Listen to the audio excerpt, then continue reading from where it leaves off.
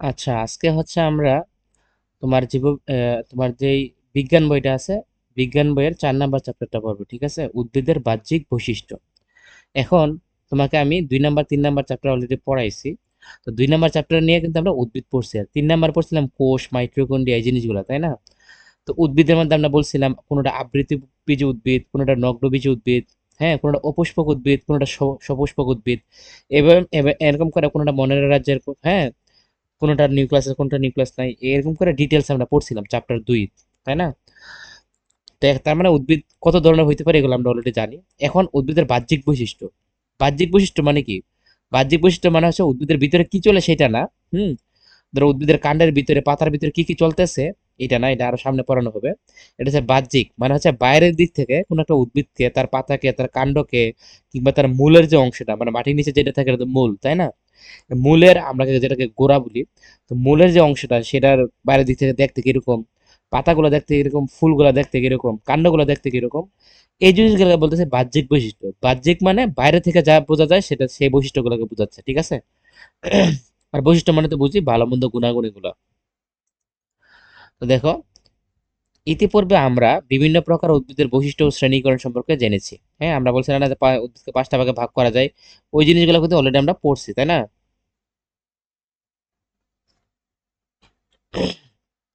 তারপর দিয়ে পড়ছিলাম। তা আমরা জানি উন্নত উদ্ভিদ 2 ধরনের, যথা নগ্নবীজী ও আবৃতবীজী, তাই না? বলছিলাম যেই বীজটা হচ্ছে নগ্ন থাকে আর যেটা হচ্ছে আবৃত থাকে, তাই না? তো এইভাবে নগ্নবীজী আবৃতবীজী উদ্ভিদ যে আমরা পড়ছিলাম, তোমার হচ্ছে গিয়ে এই চ্যাপ্টার 2 আর কি। তো ওইটা যদি মনে না থাকে ওখান থেকে আরেকটু রিভিশন দিয়ে নিও, তাহলে বুঝবা। তো আবৃতবীজী উদ্ভিদকে একটি আদর্শ উদ্ভিদ হিসেবে ধরে তার বাহ্যিক বৈশিষ্ট্যগুলো কি কি তা আমরা এই অধ্যায়ে জানবো। অর্থাৎ এই অধ্যায়ে আমরা নগ্নবীজী সম্পর্কে জানবো না, শুধুমাত্র আবৃতবীজী যে উদ্ভিদটা, হ্যাঁ, ওইটা নিয়ে আমরা বিস্তারিত এখানে জানবো। আর আবৃতবীজী কি ছিল এটা যদি আবার দেখায় আনি তোমাকে, চ্যাপ্টার 2,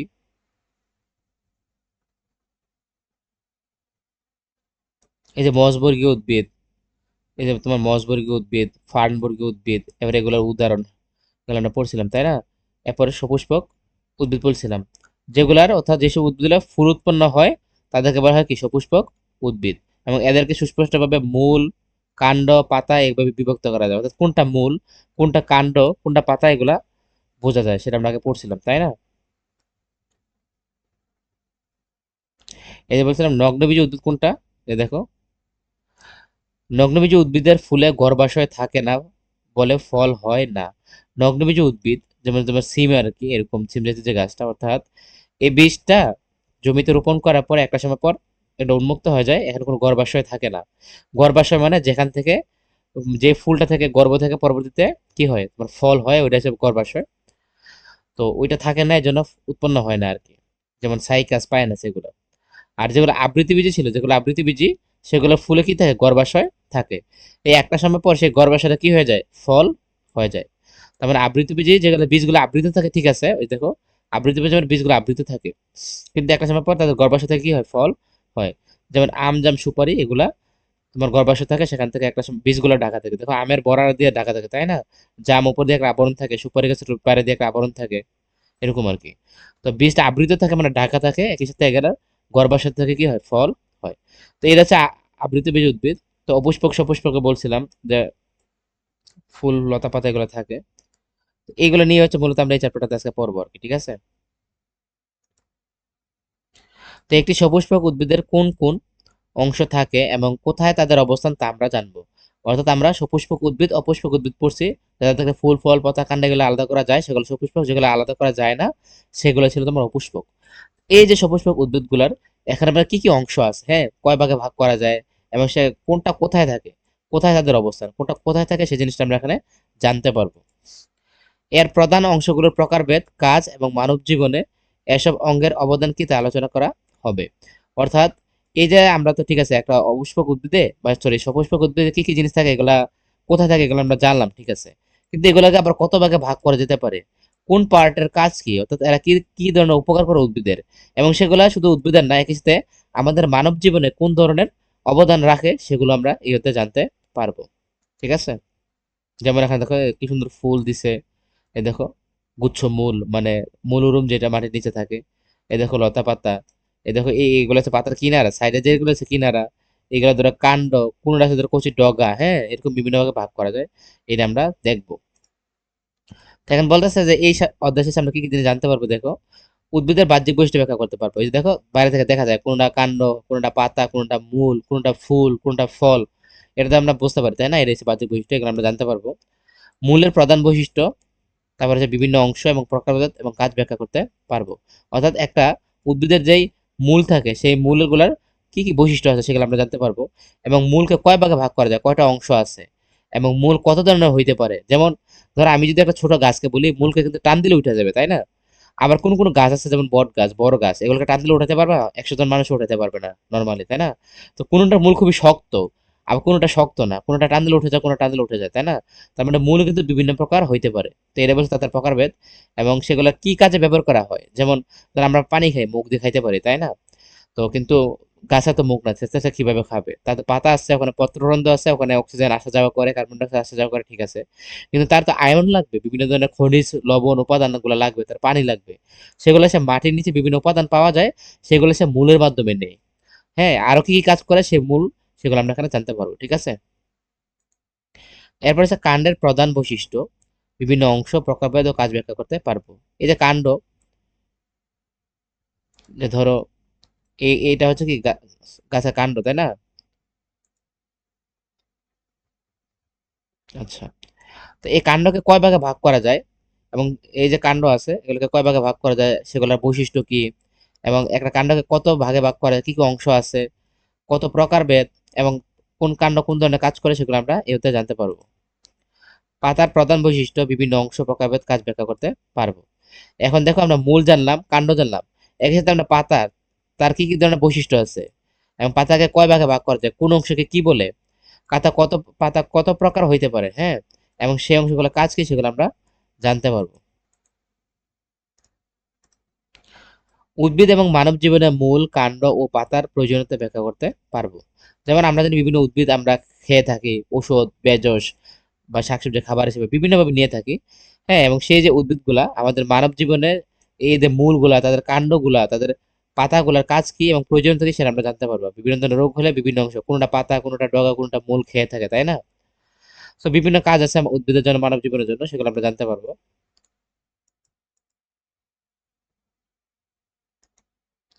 তারপর হচ্ছে উদ্ভিদের প্রতি সহানুভূতিশীল আচরণ করতে পারবো।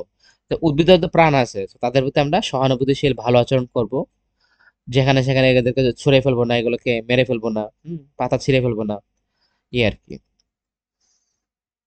এখন আমরা পার্ট 1 পড়বো, যে আদর্শ সপুষ্পক উদ্ভিদের বাহ্যিক গঠন। অর্থাৎ আমরা 2 নম্বর চ্যাপ্টার পড়ছি সপুষ্পক অবশ্যই উদ্ভিদ কি, তোমার দরকার হলে আবার এটা একটু রিভিশন দিয়ে নিবে, তাহলে বুঝতে পারবা। তো আদর্শ যে সপুষ্পক উদ্ভিদ, এই উদ্ভিদগুলো বাহ্যিকভাবে দেখতে কিরকম, হ্যাঁ, তাদের যে বাহ্যিক সপুষ্পক যে উদ্ভিদটা আছে তার বাহ্যিক গঠন কিরকম, সেটা আমরা এখন পড়বো, ঠিক আছে।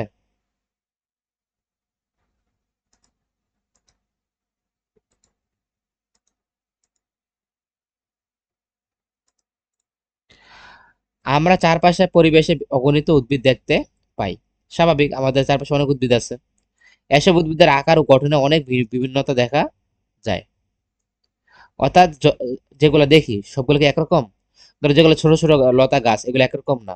হ্যাঁ, আবার কোনো আম গাছ, কোনো সুপারি গাছ, এক একটা দেখতে কিন্তু এক এক রকম। কিছু কিছু উদ্ভিদের দেহে মূল ও কাণ্ড পাতা থাকে। অর্থাৎ কিছু কিছু উদ্ভিদ এরকম আছে যেগুলোর কি থাকে, মূল থাকে, হ্যাঁ, কাণ্ডও থাকে, তারপরে কি পাতাও থাকে। এদের ফুল, ফল, বীজ হয়। অর্থাৎ যাদের মূল, কাণ্ড, পাতা থাকে, এদের মধ্যে আমরা অনেক সময় দেখি দেখি ফুল হয়, হ্যাঁ, ফল হয়, বীজ হয়, তাই না? এদেরকে আমরা কি বলি? এদেরকে আমরা সপুষ্পক উদ্ভিদ বলি, যেটা আমরা চ্যাপ্টার 2তেও পড়ছিলাম। তার মানে কি সপুষ্পক উদ্ভিদ কি? যেসব উদ্ভিদের মূল থাকে, কাণ্ড থাকে, পাতা থাকে, এবং এদের ফুল হয়, গর্ভাশয় থাকে, ফলে ফলও হয়, বীজও হয়, এগুলো ছিল সপুষ্পক উদ্ভিদ। এগুলোকে কি বলে? সপুষ্পক উদ্ভিদ। আর যেগুলো তোমার মূল, কাণ্ড, পাতা আলাদাভাবে ভাগ করা যায় না, এগুলো ফুল হয় না, ফল হয় না, হ্যাঁ, ফুল থেকে ফল হয় না, এগুলো ছিল অপুষ্পক উদ্ভিদ। তো সপুষ্পক উদ্ভিদের উদাহরণ কি দেখো, আম, জাম, ছোলা, লাউ, ধান, গম। তার মানে এই যে তোমার আম গাছ, জাম, ছোলা, ছোলার মধ্যে ফুল হয়, লাউ, ধান, গম, প্রত্যেকটাই কি সপুষ্পক উদ্ভিদ। ধান, গম, ঘাস একবীজপত্রী, একবীজপত্রী মানে কি? অর্থাৎ এগুলোর একটাই কি থাকে, বীজ থাকে। অর্থাৎ তুমি যদি একটা ধান, এখানে এটা যদি ছিল, তাহলে একটা একটা চাল পাবা, গম থেকে একটাই গম পাবা। এগুলো হচ্ছে একবীজপত্রী, অর্থাৎ এখানে একটাই বীজ থাকে। জমিতে যখন ধান গম রোপণ করা হয়, যখন ছিটানো হয়, তুমি দেখো না এটা গেলে একটা একটা, তার মানে এগুলো একটাই থাকে আর কি। কিন্তু আম, কাঁঠাল, সরিষা, মরিচ, এগুলো হচ্ছে দ্বিবীজপত্রী কি, সপুষ্পক উদ্ভিদ। এই যে দেখো আম, আমের বড়া কিন্তু তুমি মাঝখান থেকে দুই ভাগে ভাগ করতে পারবা। কাঁঠাল, সরিষা, হ্যাঁ, মরিচ, এগুলো হচ্ছে দ্বিবীজপত্রী সপুষ্পক উদ্ভিদ। কারণ সরিষাকে দেখে তোমার একটা মনে হইতে পারে, তাই না? মরিচকে দেখো একটা মনে হইতে পারে, কিন্তু যখন ছোট, মানে ছোট ছোট হচ্ছে গিয়ে তোমার মূলগুলো, কি যেন, বীজগুলো থাকে, তখন হচ্ছে এটা যখন বড় হইতে থাকে, তখন দুই অংশে ভাগ হয়ে যায় আর কি। সিমের মিচির মতো দুই অংশে ভাগ হয়ে যায়। তো আবৃত বীজে সপুষ্পক উদ্ভিদকে আদর্শ উদ্ভিদ বলা হয়, কারণ এরা সর্বোন্নত উদ্ভিদ। অর্থাৎ এখানে এই যে আদর্শ উদ্ভিদ কেন বলতেছি, কারণ যারা আবৃতবীজী তারা নগ্ন থাকে না, হ্যাঁ, সপুষ্পক উদ্ভিদকে আদর্শ উদ্ভিদ বলা হচ্ছে কেন? কারণ এরাই সবচেয়ে বেশি উন্নত, এর চেয়ে উন্নত কোনো উদ্ভিদ নর্মালি পাওয়া যায় না। এই জন্য এদেরকে কি বলা হয়, আদর্শ উদ্ভিদ। তাহলে আদর্শ উদ্ভিদ কারা? সপুষ্পক উদ্ভিদ এবং তারা আবৃতবীজী, ঠিক আছে। এবার হচ্ছে একটি আদর্শ সপুষ্পক উদ্ভিদের বিভিন্ন অংশ। আচ্ছা ঠিক আছে, মানলাম এটা সপুষ্পক উদ্ভিদ কাকে বলে, সেগুলো উদাহরণ আমরা জানতে পারলাম। এখন এখানে কি অংশ থাকে সেটা আমরা এখানে বিস্তারিত দেখার চেষ্টা করব। একটি আদর্শ সপুষ্পক উদ্ভিদে মূল, কাণ্ড, পাতা, ফুল, ফল ইত্যাদি অংশে ভাগ করা যায়। এটা আমরা অলরেডি জানি যে এদের কি থাকে, তোমার মূল, কাণ্ড, পাতা এগুলো থাকে, এবং ফুল ফল এগুলোও থাকে, তাই না? এবার হচ্ছে বিটপ। বিটপ, আচ্ছা, বিটপ জিনিসটা কি? উদ্ভিদের যে অংশগুলো মাটির উপরে থাকে তাদের একত্রে বিটপ বলে। অর্থাৎ দেখো উদ্ভিদের কিন্তু দুইটা অংশ, তোমার একটা অংশ কিন্তু মাটির নিচে, তাই না? আর আরেকটা অংশ থাকে কি, মাটির উপরে।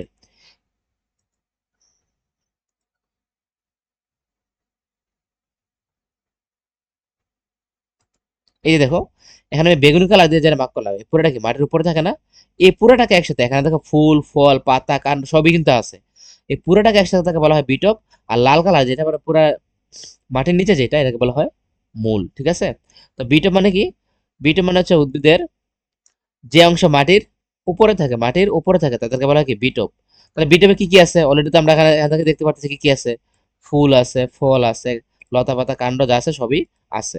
তো এখানে এখানে এটি লেখছে দেখো, বিটপে কাণ্ড, পাতা, ফুল ও ফল থাকে। তার মানে এখানে ফুল ফল সবই থাকে। আবার কাণ্ডে কি কি থাকে, কাণ্ডে থাকে পর্ব, পর্বমধ্য, শীর্ষ মুকুল থাকে। কাণ্ড মানে কোনটা? ধরো আমরা গাছের ডাল বলি না, ডালটা হচ্ছে কাণ্ড আর কি, হ্যাঁ। তো এটাতে কি কি থাকে, পর্ব থাকে, তারপর হচ্ছে পর্ব মধ্য থাকে, আর শীর্ষ মুকুল থাকে। এবার পর্ব মধ্য শীর্ষ মুকুল কি, এটা একটু দেখায় নেই, তাহলে চিনতে পারবা।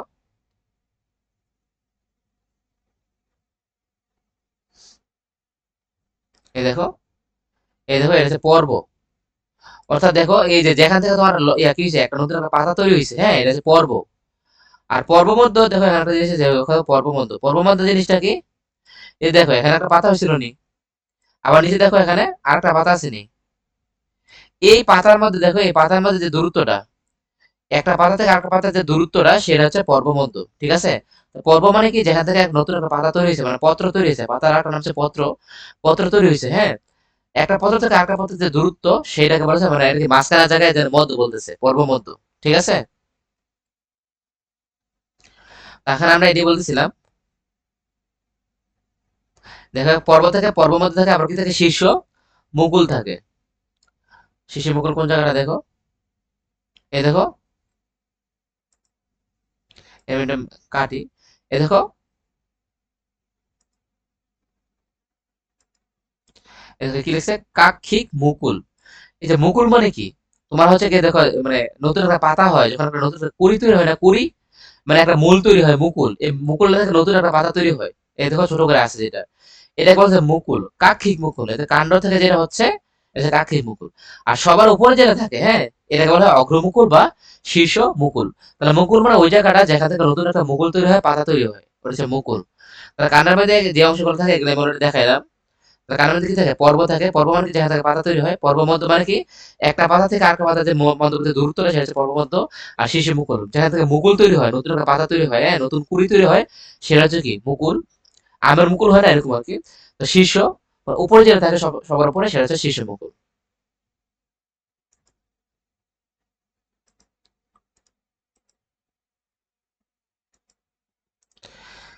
দেখো ফুলগুলো পাতার কক্ষে উৎপন্ন হয়। তো ফুল কোথায় হয়? ফুল তো নর্মালি পাতার কক্ষে তৈরি হয়। এই দেখো, এই দেখো এখানে এখানে ফুলটা যা আছে, হ্যাঁ, এটা কি পাতার মাঝখানে তৈরি হয়েছে না? তো পাতার যে কক্ষ, কক্ষ মানে একটা রুম, আমরা যে রুমে থাকি এটা বাংলা নাম কক্ষ না? তো যে অংশটা থেকে তৈরি হয় পাতা থেকে, পাতার একটা অংশ থেকে, সেটাকে বলা হচ্ছে কক্ষ। সে পাতার কক্ষ থেকে কি তৈরি হয়? ফুলটা তৈরি হয়। তো ফুলও কি কি থাকে দেখো, ফুলে থাকে বৃতি, দল, পুংকেশর এবং গর্ভাশয় থাকে।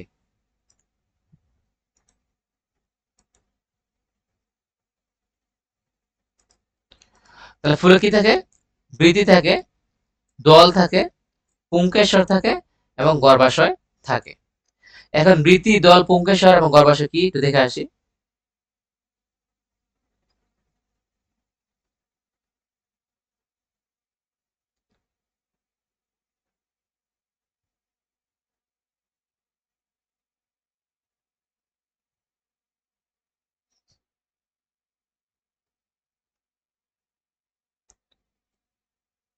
ও, এখানে তো ছবি দিল না।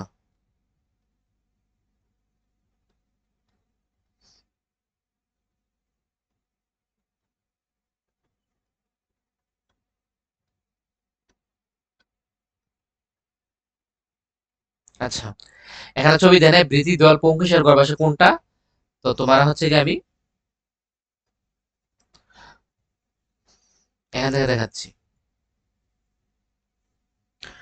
আহ একটি আদর্শ ফুলের গঠন, জবা।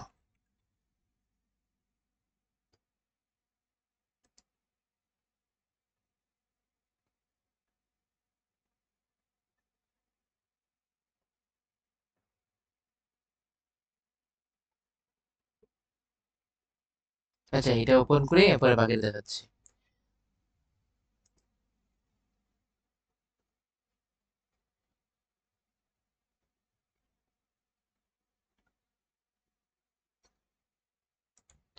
আচ্ছা দেখো, এটা একটা জবা ফুল ধরো, হ্যাঁ, জবা ফুলটা আমরা কাইটা একটা অংশ নিলাম।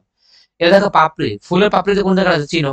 পুংকেশর কোন জায়গায়? দেখো একটা দণ্ডের মধ্যে একটা অংশ আছে, হ্যাঁ, যেখানে যেখানে পরাগায়ন হয়। পরাগায়ন মানে কি, যে ধরো মানুষে মানুষে এক সময় কি হয়, একটা পর পর ধরো মানে স্বামী স্ত্রী একসাথে হওয়ার পরে একটা সময় পর কি হয়, বাচ্চা হয়। তো তার মানে একটা হচ্ছে পুরুষ, একটা হচ্ছে মহিলা, হ্যাঁ, এরকম। তো মেয়েদের অংশ হচ্ছে তোমার কি, গর্ভাশয়। তো ফুলের ক্ষেত্রে সেম, একটা হচ্ছে তোমার পুংকেশর, একটা হচ্ছে স্ত্রীকেশর। মানে একটা ছেলে, মানে ফুলের ছেলে অংশ, একটা হচ্ছে মেয়ে অংশ, এরকম আর কি। তো পুংকেশর মানে হচ্ছে দেখো এই জায়গাটা, এই যে দণ্ডের মতো যেটা। আর একটা হচ্ছে তোমার স্ত্রীকেশর। এই স্ত্রীকেশরের যে মাঝখানে যেটা, যে গর্ভাশয়, এটা হচ্ছে স্ত্রীকেশর। তো এখন দেখো মৌমাছি বা বিভিন্ন ধরনের পোকা, হ্যাঁ, যখন মধু আহরণ করার জন্য এক ফুল থেকে আরেক ফুলে যায় বসে, তখন যেটা হয়, এই যে ধরো এই পুংকেশরের বাইরে কিছু কিছু ছোট ছোট দেখবা ফুলের মধ্যে হাত দিলে কিছু কিছু ছোট ছোট কিছু হাতের মধ্যে লেগে যাচ্ছে, এগুলো এগুলো বলা হয় রেণু, হ্যাঁ। তো এখন দেখো তো এটার উপর যখন বসছে পুংকেশের উপরে, একটা ধরো একটা মৌমাছি বসলো, পরবর্তীতে এটা এসে আবার কি করবে, গর্ভাশয়ে এসে বসবে কিনা। তো এটাও দেখো কি, এখানে তো রেণু আছে, হ্যাঁ, স্ত্রী যে অংশটা এখানে একটা রেণু আছে। তো ফলে এখানে পুরুষের যে অংশটা, এই রেণুটা স্ত্রীর রেণুর সাথে মিলে পরবর্তীতে এখানে কি হয়, গর্ভাশয় তৈরি হয়, সেখান থেকে ফল তৈরি হয় আর কি। তো এটা হচ্ছে, তার মানে এই যে অংশটা, ফুলের যে অংশটা পুরুষের, সেটা হচ্ছে তোমার পুংকেশর, আর একটা অংশ হচ্ছে তোমার স্ত্রীকেশর। তার মানে এখানে স্বপরাগায়ন হয়, এটাকে বলা হয় পরাগায়ন। পরাগায়ন মানে হচ্ছে নিজেদের মধ্যে যখন একটা মানে একসাথে তোমার পুংকেশর আর এক জায়গায় স্ত্রীকেশর থাকে এবং এদের রেণুর মিলনের ফলে নতুন ফল তৈরি হয়, সেটা হচ্ছে স্বপরাগায়ন। পরাগায়ন মানে হচ্ছে ফুলের যেই তোমার ফুল থেকে যে ফলটা হয়, সেটা যে প্রসেস প্রক্রিয়াটা, সেটা হচ্ছে পরাগায়ন। আর হচ্ছে পরপরাগায়ন, অর্থাৎ এক ফুলের রেণু আরেক ফুলে যায়, মৌমাছি বসে তো আরেক ফুলের স্ত্রীকেশরে যায়, সেখান থেকে হয় পরপরাগায়ন। কিন্তু জবার মধ্যে দেখো একটা আদর্শ, এখানেই পুংকেশর, এখানে স্ত্রীকেশর আছে, এটা হচ্ছে স্বপরাগায়ন, হ্যাঁ। জবার মধ্যে পরপরাগায়ন হইতে পারে অন্য একটা পাখি যদি, আরে মৌমাছি যদি এখানে এসে বসে অন্য একটা ফল থেকে সেটা হইতে পারে। আর বৃত্তিকুণ্ডে দেখো, এখন তুমি একটা জবা ফুল নাও, দেখবা যেখানে আছে পাপড়িগুলো মিলছে, এখানে একবার ছোট ছোট সবুজ করে পাতা আছে ছোট ছোট, এই ছোট ছোট যে অংশগুলো আছে বৃত্তাংশের মতো, এগুলোকে বলা হয় বৃতি। হ্যাঁ, আর আর হচ্ছে পুষ্পাক্ষ। পুষ্পাক্ষ কি, মানে একটা অক্ষর মতো। ধরো তুমি একটা লাঠি নিছো, লাঠির মধ্যে একটা ফুলের বিভিন্ন অংশ ধরো জোড়া জোড়া দিয়ে লাগাইছো, তাই আমি বলতে পারবো না ফুলের পাপড়ি অংশগুলা লাঠিটার উপর দাঁড়ায় আছে, হ্যাঁ, একটা অক্ষরের উপরে দাঁড়ায় আছে। অথবা ধরো একটা জিনিস ঘুরতেছে, হ্যাঁ, ধরো একটা ফ্যান একটা দণ্ডার সাপেক্ষে ঘুরতেছে, তাহলে এই দণ্ডাকে বলা হবে অক্ষ। হ্যাঁ, এটাকে বলা হয় পুষ্পাক্ষ। কেন পুষ্পাক্ষ? পুষ্প, পুষ্প মানে ফুলনি, এটার একটা অক্ষ। অর্থাৎ এই যে জিনিসটা আছে, এটা পুরো ফুলটাকে কি করেছে দেখো, এটা গোড়াগুলা সবগুলার জয়েন্ট গুলো এখানে এসে মিলছে, তার মানে কি এটাকে ধারণ করে আছে, তার মানে এটা একটা অক্ষ যেখান থেকে সবগুলো অংশ তৈরি হয়েছে। যেহেতু এটা পুষ্পের একটা অংশ এবং এখান থেকে সব বাকি জিনিসগুলো তৈরি হয়েছে বা জোড়া লাগে আছে, এই জন্য এটাকে বলা হয় পুষ্পাক্ষ। তার পুষ্পক এইটা, বৃতিকুণ্ড সবুজ পাতার মতো গুলো বললাম, গর্ভকেশর, স্ত্রীকেশর মানে আবার হচ্ছে পুংকেশর আর পাপড়ি এগুলো বলছি, ঠিক আছে। এই যে দেখো আমি এই যে এই ছবিটা টানাই, এই দেখো হলুদ অংশগুলো আসেনি, সেটা একটু বড় করে দাঁড়াও। এই দেখো এই হলুদ যে অংশগুলো এগুলো আছে তোমার পুংকেশর। হ্যাঁ, আর আরেকটা আছে এই যে দেখো, এই যে দণ্ডাংশ যেগুলা, এটা এখান থেকে পরে ফল তৈরি হয়, তো এটা হচ্ছে স্ত্রীকেশর। আর এটা দেখো তোমার কি পাপড়ি। আর এই যে দেখো সবুজ সবুজ অংশগুলো নি, এগুলো হচ্ছে তোমার বৃতি। হ্যাঁ, আর এটা যে গোড়ালি যে অংশটা সেটা হচ্ছে তোমার পুষ্পাক্ষ। এই দেখো সবুজ যে পাতাগুলো এগুলো বলে বীতি, আর যে অংশটার মধ্যে দাঁড়ায় আছে এটা হচ্ছে পুষ্পাক্ষ। তা আশা করি মোটামুটি বুঝতে পারছো। এখন আর একটা ছবি আছে, এই যে দেখো, এই দেখো, এই যে পুষ্পবিন্ত, এই যে যে ডগাটা এটা হচ্ছে পুষ্পবিন্ত বলে। আর পুষ্পাক্ষ কি, যে অক্ষরের মধ্যে পুরো পুষ্পটা দাঁড়ায় আছে, পুরা পাপড়িগুলো সবগুলো মিলে একসাথে আছে, এই যে পুষ্পাক্ষ। আর বৃত্তাংশ মানে বৃত্তির একটা অংশ, এই দেখো সবুজ পাতা পাতা, এগুলো হচ্ছে বীতি।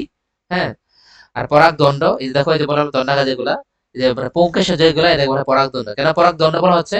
কারণ এই দণ্ড থেকে রেণু থাকে, এই রেণুটার মধ্যে এসে মাছি হচ্ছে ধরো মৌমাছি বিভিন্ন ধরনের পোকামাকড় এসে বসে, এখান থেকে রেণুটা নিয়ে যায়। আর এখান থেকে দেখো এটা হচ্ছে পরাগদানি। হ্যাঁ, পরাগদানি। আর এটা হচ্ছে দেখো স্ত্রীকেশর। এই এই দুটা পরাগদানি আর পরাগদণ্ড, এই দুটা মিলে হচ্ছে পুংকেশর, ছেলের অংশ। আর এটা হচ্ছে মেয়ের অংশ, স্ত্রী স্তবক যেটাকে বলা হচ্ছে। এখানে দেখো গর্ভদণ্ড থাকে, হচ্ছে গর্ভমুণ্ড, যেখানে এসে পড়ছে ধরো, এখান থেকে দণ্ডটা নিয়ে এখানে এসে রাখছে, এটা হচ্ছে মুন্ড। আর এর পুরোটা যে অংশটা এটাকে বলছে দণ্ড। আর ভিতরে যে অংশটা হচ্ছে গর্ভাশয়। এই পুরোটা মিলে স্ত্রী অংশ, পুরোটা মিলে পুরুষের অংশ, এইভাবে মিলে ফল হয় আর কি, ঠিক আছে। আচ্ছা, তা আশা করি বুঝতে পারছো। এখানে এটাই বলছে ফুলে কি থাকে, বীতি থাকে, ওই সবুজ অংশ যেটা আছে বীতি, দল থাকে, দলমন্ডল। দলমন্ডল হচ্ছে যে তোমার এই পুংদণ্ড যেটা, মানে হ্যাঁ এটা হচ্ছে দলমন্ডল, যেখানে দাঁড়ায় আছে দল।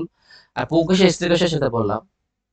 আচ্ছা, এ কথাগুলোর সাথে পাশের পরিচিত মরিচ গাছের চিত্র মিলিয়ে দেখি। অর্থাৎ এখানে যেগুলো বলা হচ্ছে, এখানে মরিচ গাছের সাথে কি কি মিলিয়ে দেখতে বলছে। এই দেখো প্রধান মূল, এই দেখো এটা হচ্ছে কাণ্ড, এটা হচ্ছে পাতা, এটা ফল ফুল।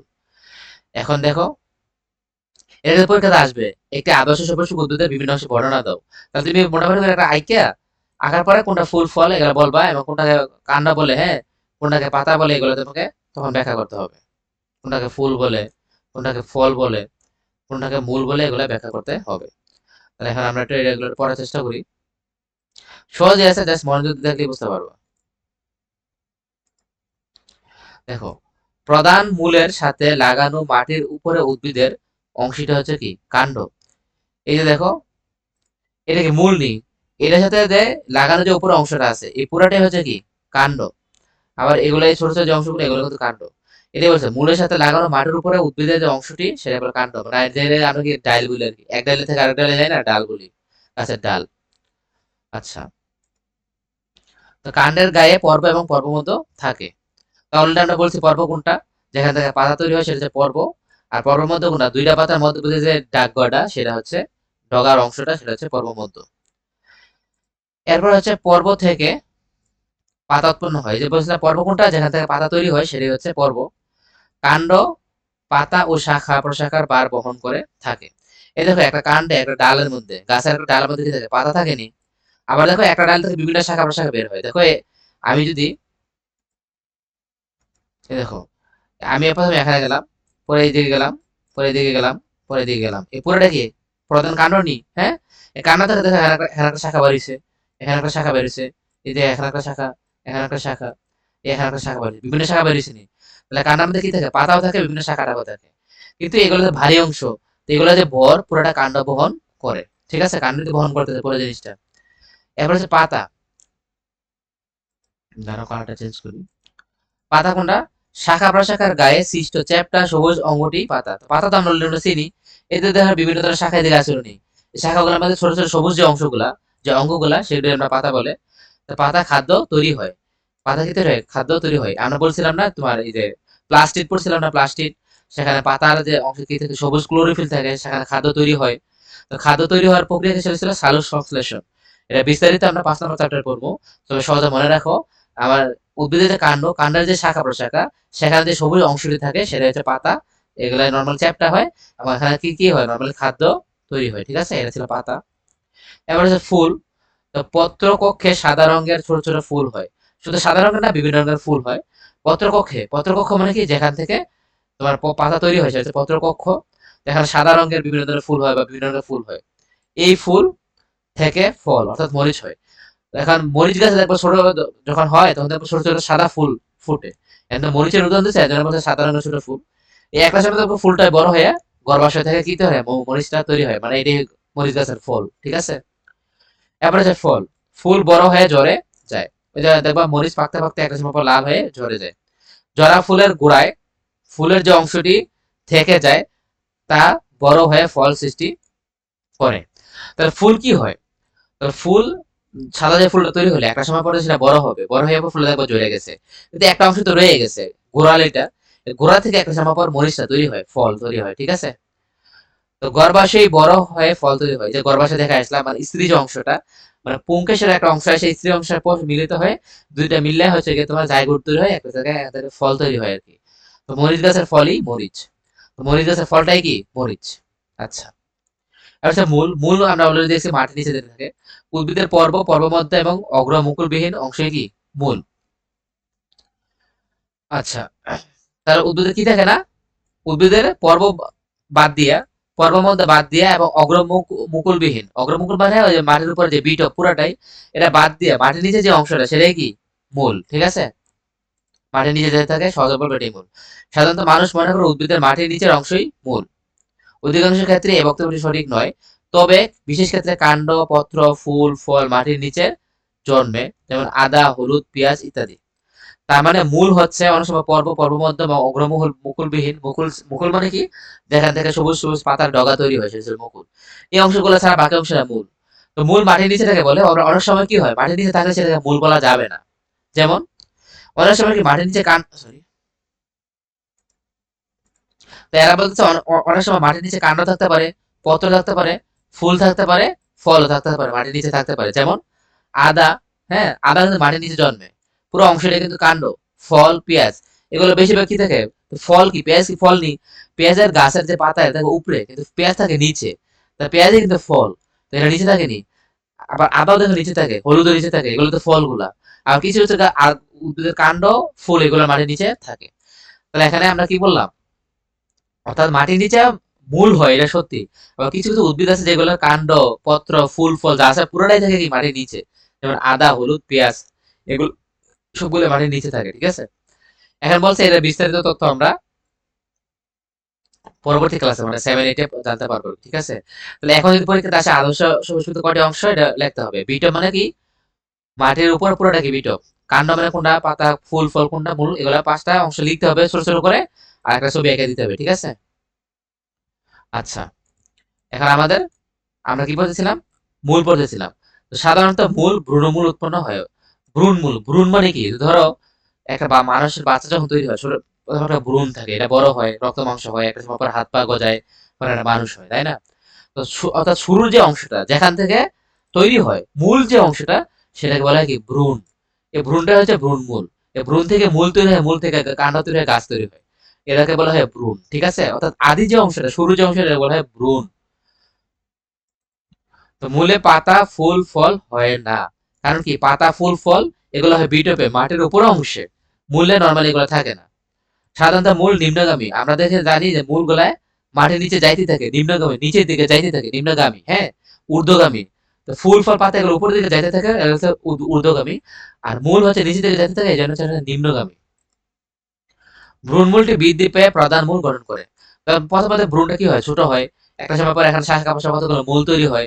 হ্যাঁ, এই দেখো এখানে প্রথমে একটা ছোট মূল ছিল, এখানে শাখা প্রশাখা অনেকগুলো মূল তৈরি হয়েছে। একটা সময় পর এগুলো অনেক মোটা হবে, এগুলো হচ্ছে প্রধান মূল। ঠিক আছে, এটাই বলতেছে। তো ভ্রূণমূলটা বাড়তে বাড়তে বাড়তে বাড়তে একটা সময় পরে পরিপক্ক হয়, হ্যাঁ, বড় হয়, সেটা হচ্ছে প্রধান মূল। ওই প্রধান মূল থেকে পরবর্তীতে শাখা মূল তৈরি হয়, শাখা মূল থেকে প্রশাখা মূল তৈরি হয়। ঠিক আছে, তার মানে দেখো একটা বড় বড় শাখার, যেমন একটা দেখো একটা কাণ্ড, যে বড় কাণ্ডটা ছিল, কাণ্ডের কি আবার ছোট ছোট কাণ্ড তৈরি হয়েছে, ছোট ছোট ডাল তৈরি হয়েছে। অনুরূপভাবে মূল থেকে আরো ছোট ছোট মূল তৈরি হয়, এগুলোকে বলা হয় শাখা। ওই শাখাগুলো আবার কি হয়, এখান থেকে আরো শাখা বের হয়, ওটাকে বলা হয় প্রশাখা। মানে প্রধান মূল, যে মূলটা ভ্রূণ থেকে প্রধান মূল হলো, মূল থেকে একটা তৈরি হলো শাখা মূল, শাখা মূলটা আবার বাড়তে বাড়তে একটা একটা সময় পর তৈরি হয় প্রশাখা মূল। ঠিক আছে, আচ্ছা এবার হচ্ছে পার্ট 2, একটা আদর্শ মূলের বিভিন্ন অংশ। তো একটা আমরা বললাম যে একটা উদ্ভিদের কি কি অংশ থাকে। এবার আর আর আমরা ডিটেলসে পড়বো যে একটা মূলের কতগুলো অংশ থাকতে পারে।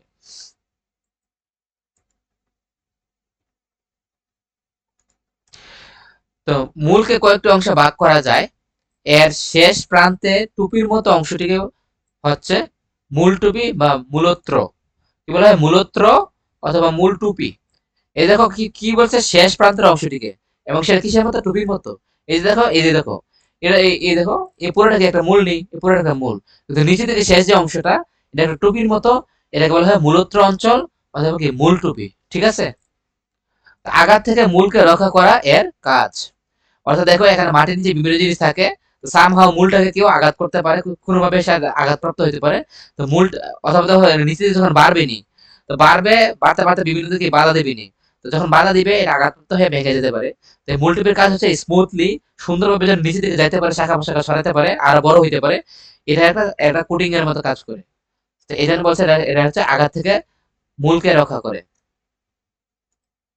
অর্থাৎ এই আঘাত থেকে মূলকে রক্ষা করে, এটার কি কাজ। ঠিক আছে,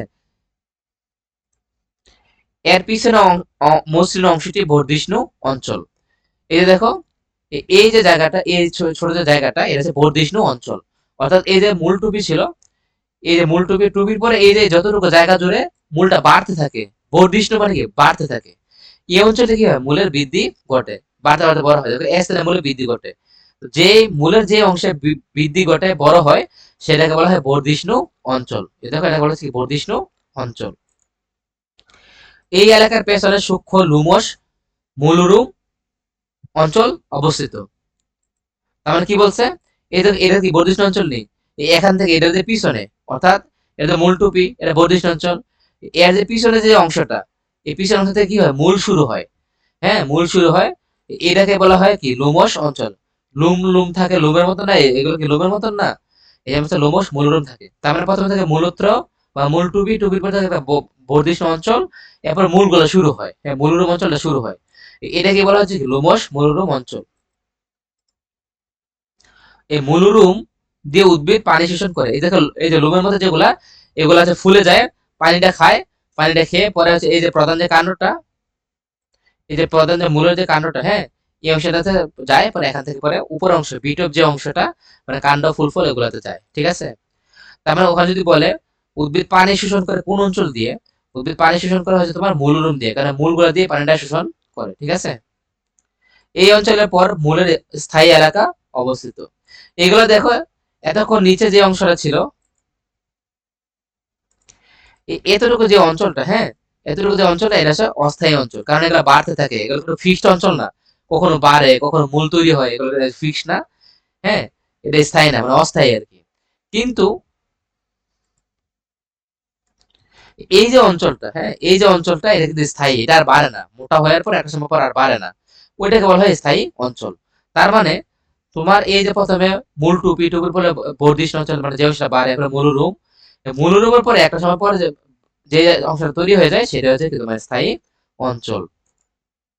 স্থায়ী অঞ্চল থেকে মূলের শাখা প্রশাখা সৃষ্টি হয়। অর্থাৎ এগুলো বাড়তে থাকে, কিন্তু এখানে এই স্থায়ী অঞ্চল থেকে, এখানে ধর এদিকে একটা শাখা বেরোবে, এদিকে একটা শাখা বেরোবে, হ্যাঁ, এদিকে একটা শাখা, এদিকে একটা শাখা, বিভিন্ন জায়গায় শাখা বের হবে। ঠিক আছে, শাখা প্রশাখা বের হয়ে আরো বেশি বড় বড় মূল তৈরি করবে। তাহলে আদর্শ মূলের কয়টা অংশ হয় এটা পারবা না, যদি পরীক্ষাতে আসে চিত্রটা আঁকবা, ছোট করে আঁকবা, একা কোনটাকে কি বলে দিব। ঠিক আছে, এখন তো আমরা জানলাম মূলের কটা কটা অংশ থাকে। এবার হচ্ছে মূল কত ধরনের হইতে পারে, এবং মূলের কাজটা মূলত কি কি সেটা আমরা জানবো, ঠিক আছে।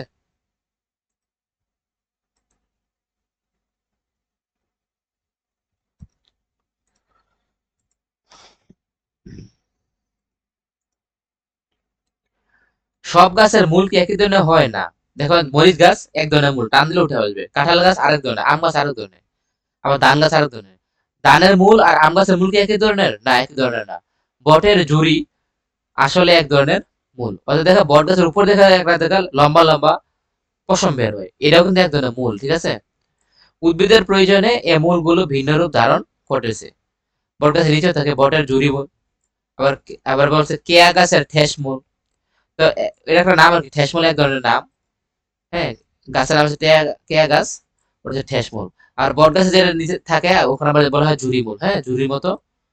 আর পান গাছের আরোহী মূল, আরোহী মানে কি উপরের দিকে যেতে থাকে। পান গাছের যে আরোহী মূল, তার মানে দেখো কোনো মূলের নাম হচ্ছে ঝুরি মূল, হ্যাঁ ঝুরির মতো দেখতে। কোনটা হচ্ছে ঠেস মূল, কোনটা হচ্ছে আরোহী মূল। তো মূলের বিভিন্ন নাম হইতে পারে, তাই না। এটাই বলছে বিভিন্ন নাম হইতে পারে। আমরা খেয়াল করলে দেখবো যে সকল ধরনের উদ্ভিদের মূল একরকম নয়, এটা স্বাভাবিক, এক এক মূল এক এক রকমের। একটি মরিচ গাছ বা একটি আম গাছের মূল অবশ্যই ধান, ভুট্টা, ঘাস এর মূল হতে ভিন্ন রকম। কারণ ধান গাছের মূল, হ্যাঁ ভুট্টা গাছের মূল, ঘাসের মূল কিংবা মরিচ আর আম গাছের মূল কিন্তু এক না। এটাই বলছে ভিন্ন রকমের হয়। এর ভিন্নতার জন্য মূলের উৎপত্তি এবং অবস্থান অনুযায়ী প্রধানত দুই ভাগে ভাগ করা যায়। অর্থাৎ এই মূলগুলা কোথায় তৈরি হয়, কোন স্থানে সেগুলো বাড়ে, এই উৎপত্তি এবং অবস্থান, সেই মূলগুলো কোথায় কিভাবে অবস্থান করে সেগুলোর উপর ভিত্তি করে এই মূলগুলোকে প্রধানত কয় ভাগে ভাগ করা হয়েছে, দুই ভাগে। তার নামটা গুলো খেয়াল করো, একটা হচ্ছে স্থানিক মূল আর একটা হচ্ছে অস্থানিক মূল। এই দেখো উদাহরণ দিছে, এটা হচ্ছে স্থানিক। প্রথমটা হচ্ছে দেখো একটা হচ্ছে স্থানিক, আর একটা হচ্ছে কি অস্থানিক। আচ্ছা, তাহলে স্থানিক মূল কি বোঝার চেষ্টা করো, স্থানিক মূল জিনিসটা কি। মূল বৃদ্ধি পেয়ে প্রধান মূল হিসেবে সরাসরি মাটিতে প্রবেশ করে। তো প্রধান মূলকে আমরা কিন্তু পড়ছিলাম, এই যে স্থায়ী যে অঞ্চলটা, মূলের যে অংশটা, হ্যাঁ যেখান থেকে শাখা প্রশাখা তৈরি হয় সেখানে হচ্ছে কি প্রধান মূল। এই যে প্রধান মূল সরাসরি মাটিতে প্রবেশ করে মূল টুবির মাধ্যমে, আমরা জানি। এখান থেকে প্রধান মূল শাখা প্রশাখা বিস্তার করে, তখন এদেরকে স্থানিক মূল বা মূলতন্ত্র বলে। এই দেখো, এই যে আম, জাম, কাঁঠাল, লিচু, হ্যাঁ বেগুন, সরিষা, এই প্রত্যেকটা আছে প্রথমে একটা প্রধান মূল তৈরি হয়। অর্থাৎ প্রথমে একটা প্রধান মূল তৈরি হয়, সেখান থেকে বাড়তে বাড়তে অনেক বড় শাখা প্রশাখা তৈরি হয়। হ্যাঁ, এদের কি বলা হচ্ছে স্থানিক মূল। অর্থাৎ যেখান থেকে, হ্যাঁ একটা নির্দিষ্ট স্থান থাকে বা হচ্ছে একটা প্রধান অঙ্গ থাকে, প্রধান মূল, সেখান থেকে আরো শাখা প্রশাখাগুলো তৈরি হয়, এদেরকে বলা হচ্ছে কি স্থানিক মূল। এই যে দেখো স্থানিক মূল, এখানে একটা কি প্রধান একটা অংশ আসেনি, এখান থেকে বিভিন্ন শাখা প্রশাখা তৈরি হয়েছে, এই দেখো শাখা প্রশাখা তৈরি হয়েছে, বিভিন্ন শাখা প্রশাখা তৈরি হয়েছে। এটাই বলা হচ্ছে স্থানিক মূল, নির্দিষ্ট স্থান দখল করে রাখছে, এটা হচ্ছে স্থানিক মূল। আম গাছ, জাম গাছ এগুলো আমরা দেখি। আর আরেকটা হচ্ছে কি তোমার অস্থানিক মূল। অস্থানিক মূল কি, এসব মূলে ভ্রূণ থেকে উৎপন্ন না হয়ে কাণ্ড ও পাতা থেকে তৈরি হয়। এই যে দেখো,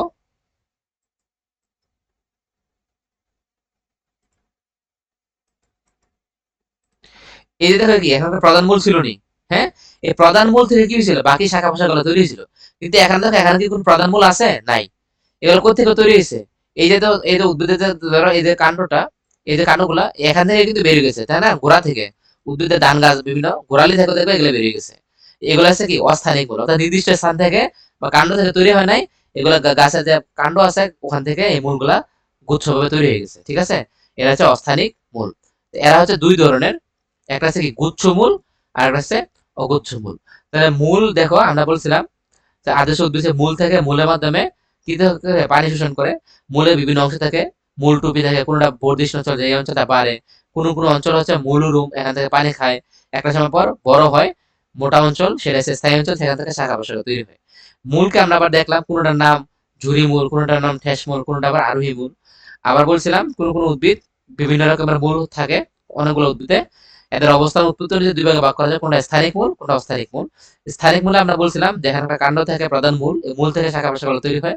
আর অস্থানিক যেটা, এখানে কোনো শাখা প্রশাখা তৈরি হয় ডাইরেক্ট কাণ্ড থেকে, এখানে প্রধান মুখের মূল থাকে না, ঠিক আছে। এখন এই স্থানিক যে মূলটা, সরি অস্থানিক যে মূলটা, এটাকে আবার দুই ভাগে ভাগ করা হচ্ছে, একটা হচ্ছে গুচ্ছ মূল আর একটা হচ্ছে কি অগুচ্ছ মূল।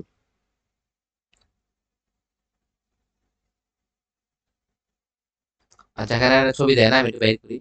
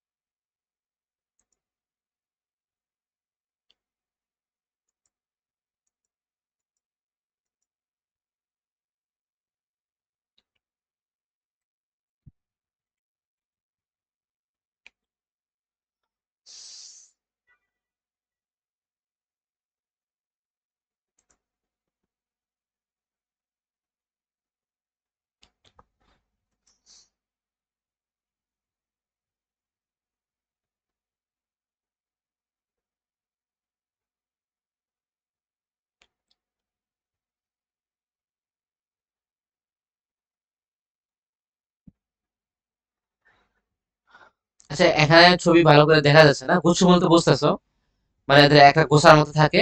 হ্যাঁ, এখান থেকে ছোট ছোট করে গুচ্ছমূল তৈরি হয়। আর একটা হচ্ছে গুচ্ছ গুচ্ছ থাকে না, আলাদা আলাদা থাকে আর কি, ঠিক আছে।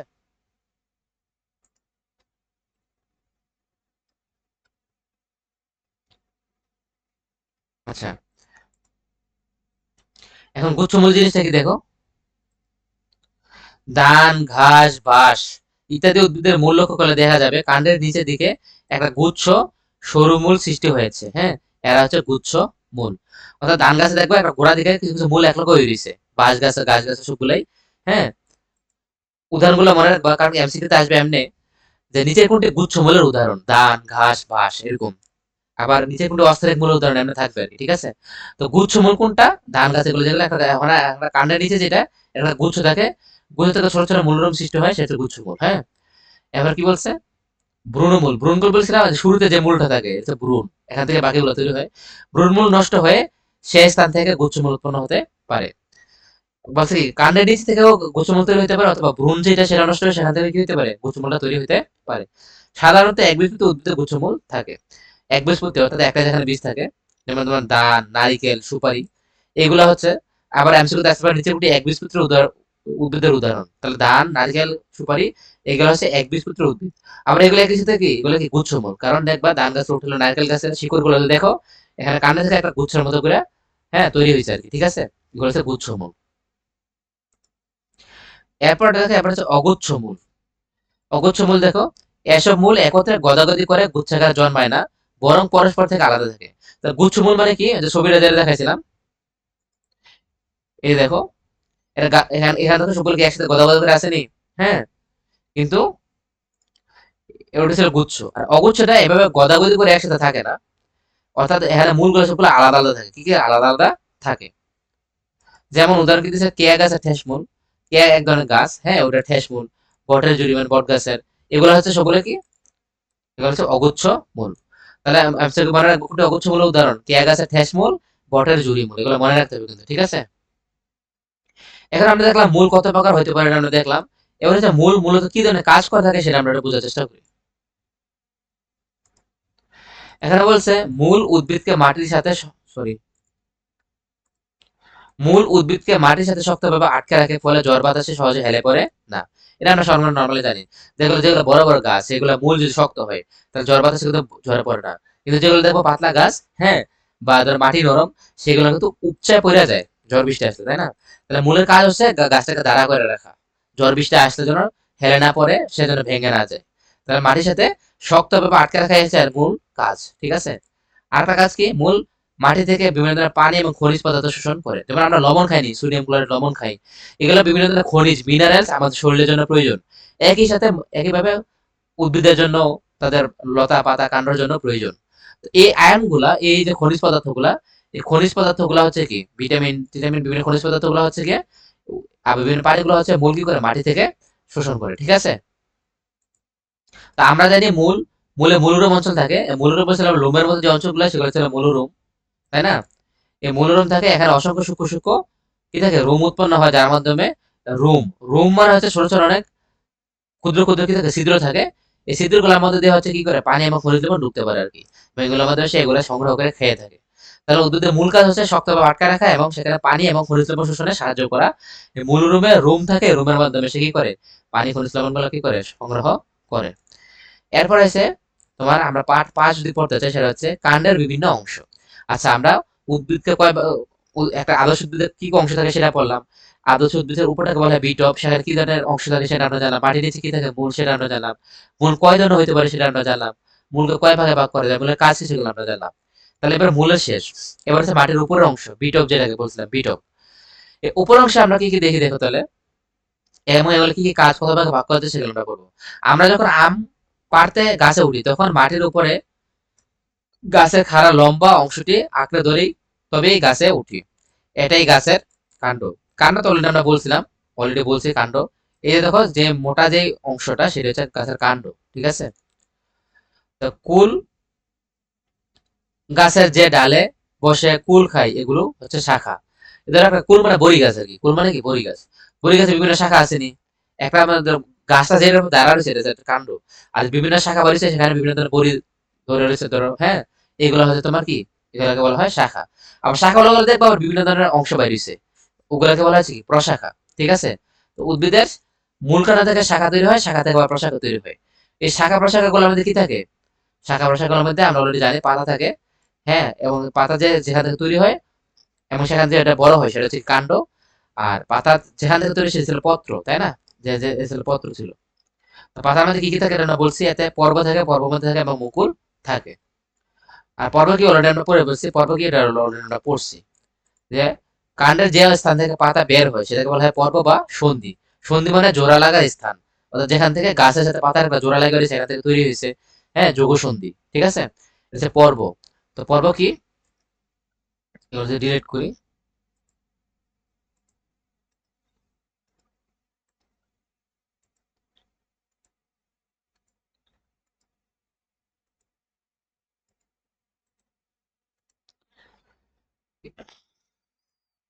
এই যে এই অংশটা, এই যে দেখো গোড়াটা যেখান থেকে পাতা তৈরি হয়েছে সেটাকে বলা হচ্ছে কি পর্ব। ঠিক আছে?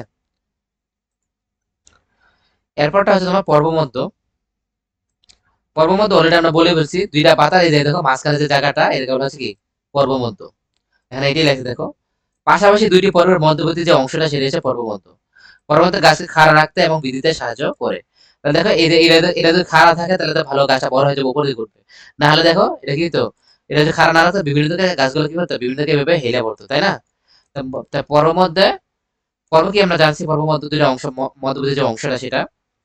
তো পর্ব মধ্যে কাজ হচ্ছে গাছ কি রাখে, খাড়া রাখে আর বৃদ্ধিতে সাহায্য করে। কারণ দেখো এই অংশগুলা, এই যে অংশগুলা, দুইটা পাতার মাঝখানে যে জায়গাগুলা, মাঝখানে জায়গাগুলো, এইগুলো যত বড় হবে গাছটা তত বড় হবে, তাই না? তাহলে গাছের বৃদ্ধিতে বড় হতে সাহায্য করে। পর্ব মধ্য থেকে কোনো ধরনের মূল, পাতা বা শাখা সৃষ্টি হয় না। অর্থাৎ পর্বমধ্য মানে কি, পাতার মধ্যবর্তী স্থান, দুইটা পাতার মধ্যবর্তী স্থান, তার মানে এটার মাঝখানে কি নেই, আর কোনো পাতা নেই, ওইটাকে বলা হচ্ছে কি তোমার পর্বমধ্য।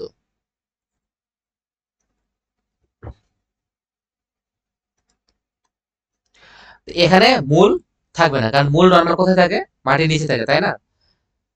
তারপরে হচ্ছে তোমার পাতা, শাখা প্রশাখা এগুলো কিছুই থাকবে না, কারণ দুইটা পাতা মাঝখানে স্থানটাকে আমরা কি বলতেছি, পর্বমধ্য। বুঝতে বলবা? আর বসো, মানে আচ্ছা, এবার হচ্ছে মুকুল। মুকুল কি, যেখান থেকে তোমার পাতাটা তৈরি হয় সেটা বলছি আমরা কি পর্ব। এই পর্ব থেকে ছোট ছোট দেখো আর কুড়ি বের হয়, তাই না? যে কুড়িটা বের হয় নতুন পাতা গজাবে সেটাকে বলা হচ্ছে কি মুকুল। তো কাণ্ডের সাথে পাতা যে কোণ সৃষ্টি করে সেটাকে কি বলে, পত্র পক্ষ বলা হয়। আমরা পুষ্পের অক্ষ পড়ছিলাম না, যেখান থেকে তোমার দলমণ্ডল বা পুংকেশর, স্ত্রীকেশর পুরোটা অংশ একসাথে থাকে, এটা হচ্ছে পুষ্পাক্ষ আর কি, যেখানে দাঁড়ায় থাকে। তো মুকুল হচ্ছে এটা পত্রপক্ষ, যেখান থেকে পাতাটা তৈরি হয়, যে অংশটা থেকে, সেখান থেকে যে ছোট ছোট অংশগুলো তৈরি হয় সেগুলো হচ্ছে মুকুল। তো সাধারণত মুকুল এ পত্রপক্ষ জন্মে, এটা অলরেডি বলছি। তবে শাখার অগ্রভাগে মুকুল সৃষ্টি হয়।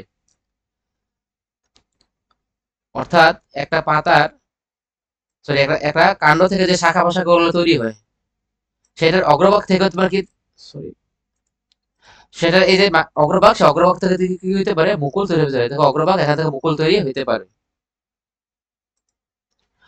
কাক্ষিক মুকুল পত্রকক্ষে এবং শীর্ষ মুকুল কাণ্ডে বা শাখার অগ্রভাগে জন্মে।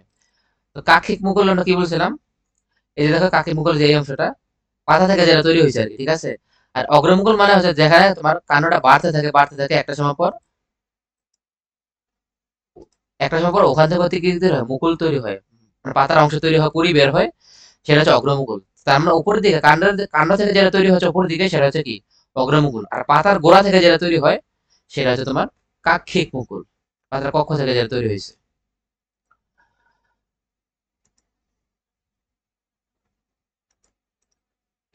এরপর হচ্ছে দেখো কাণ্ডকে এবার কয় ভাগে ভাগ করা যায় সেটা আমরা দেখবো।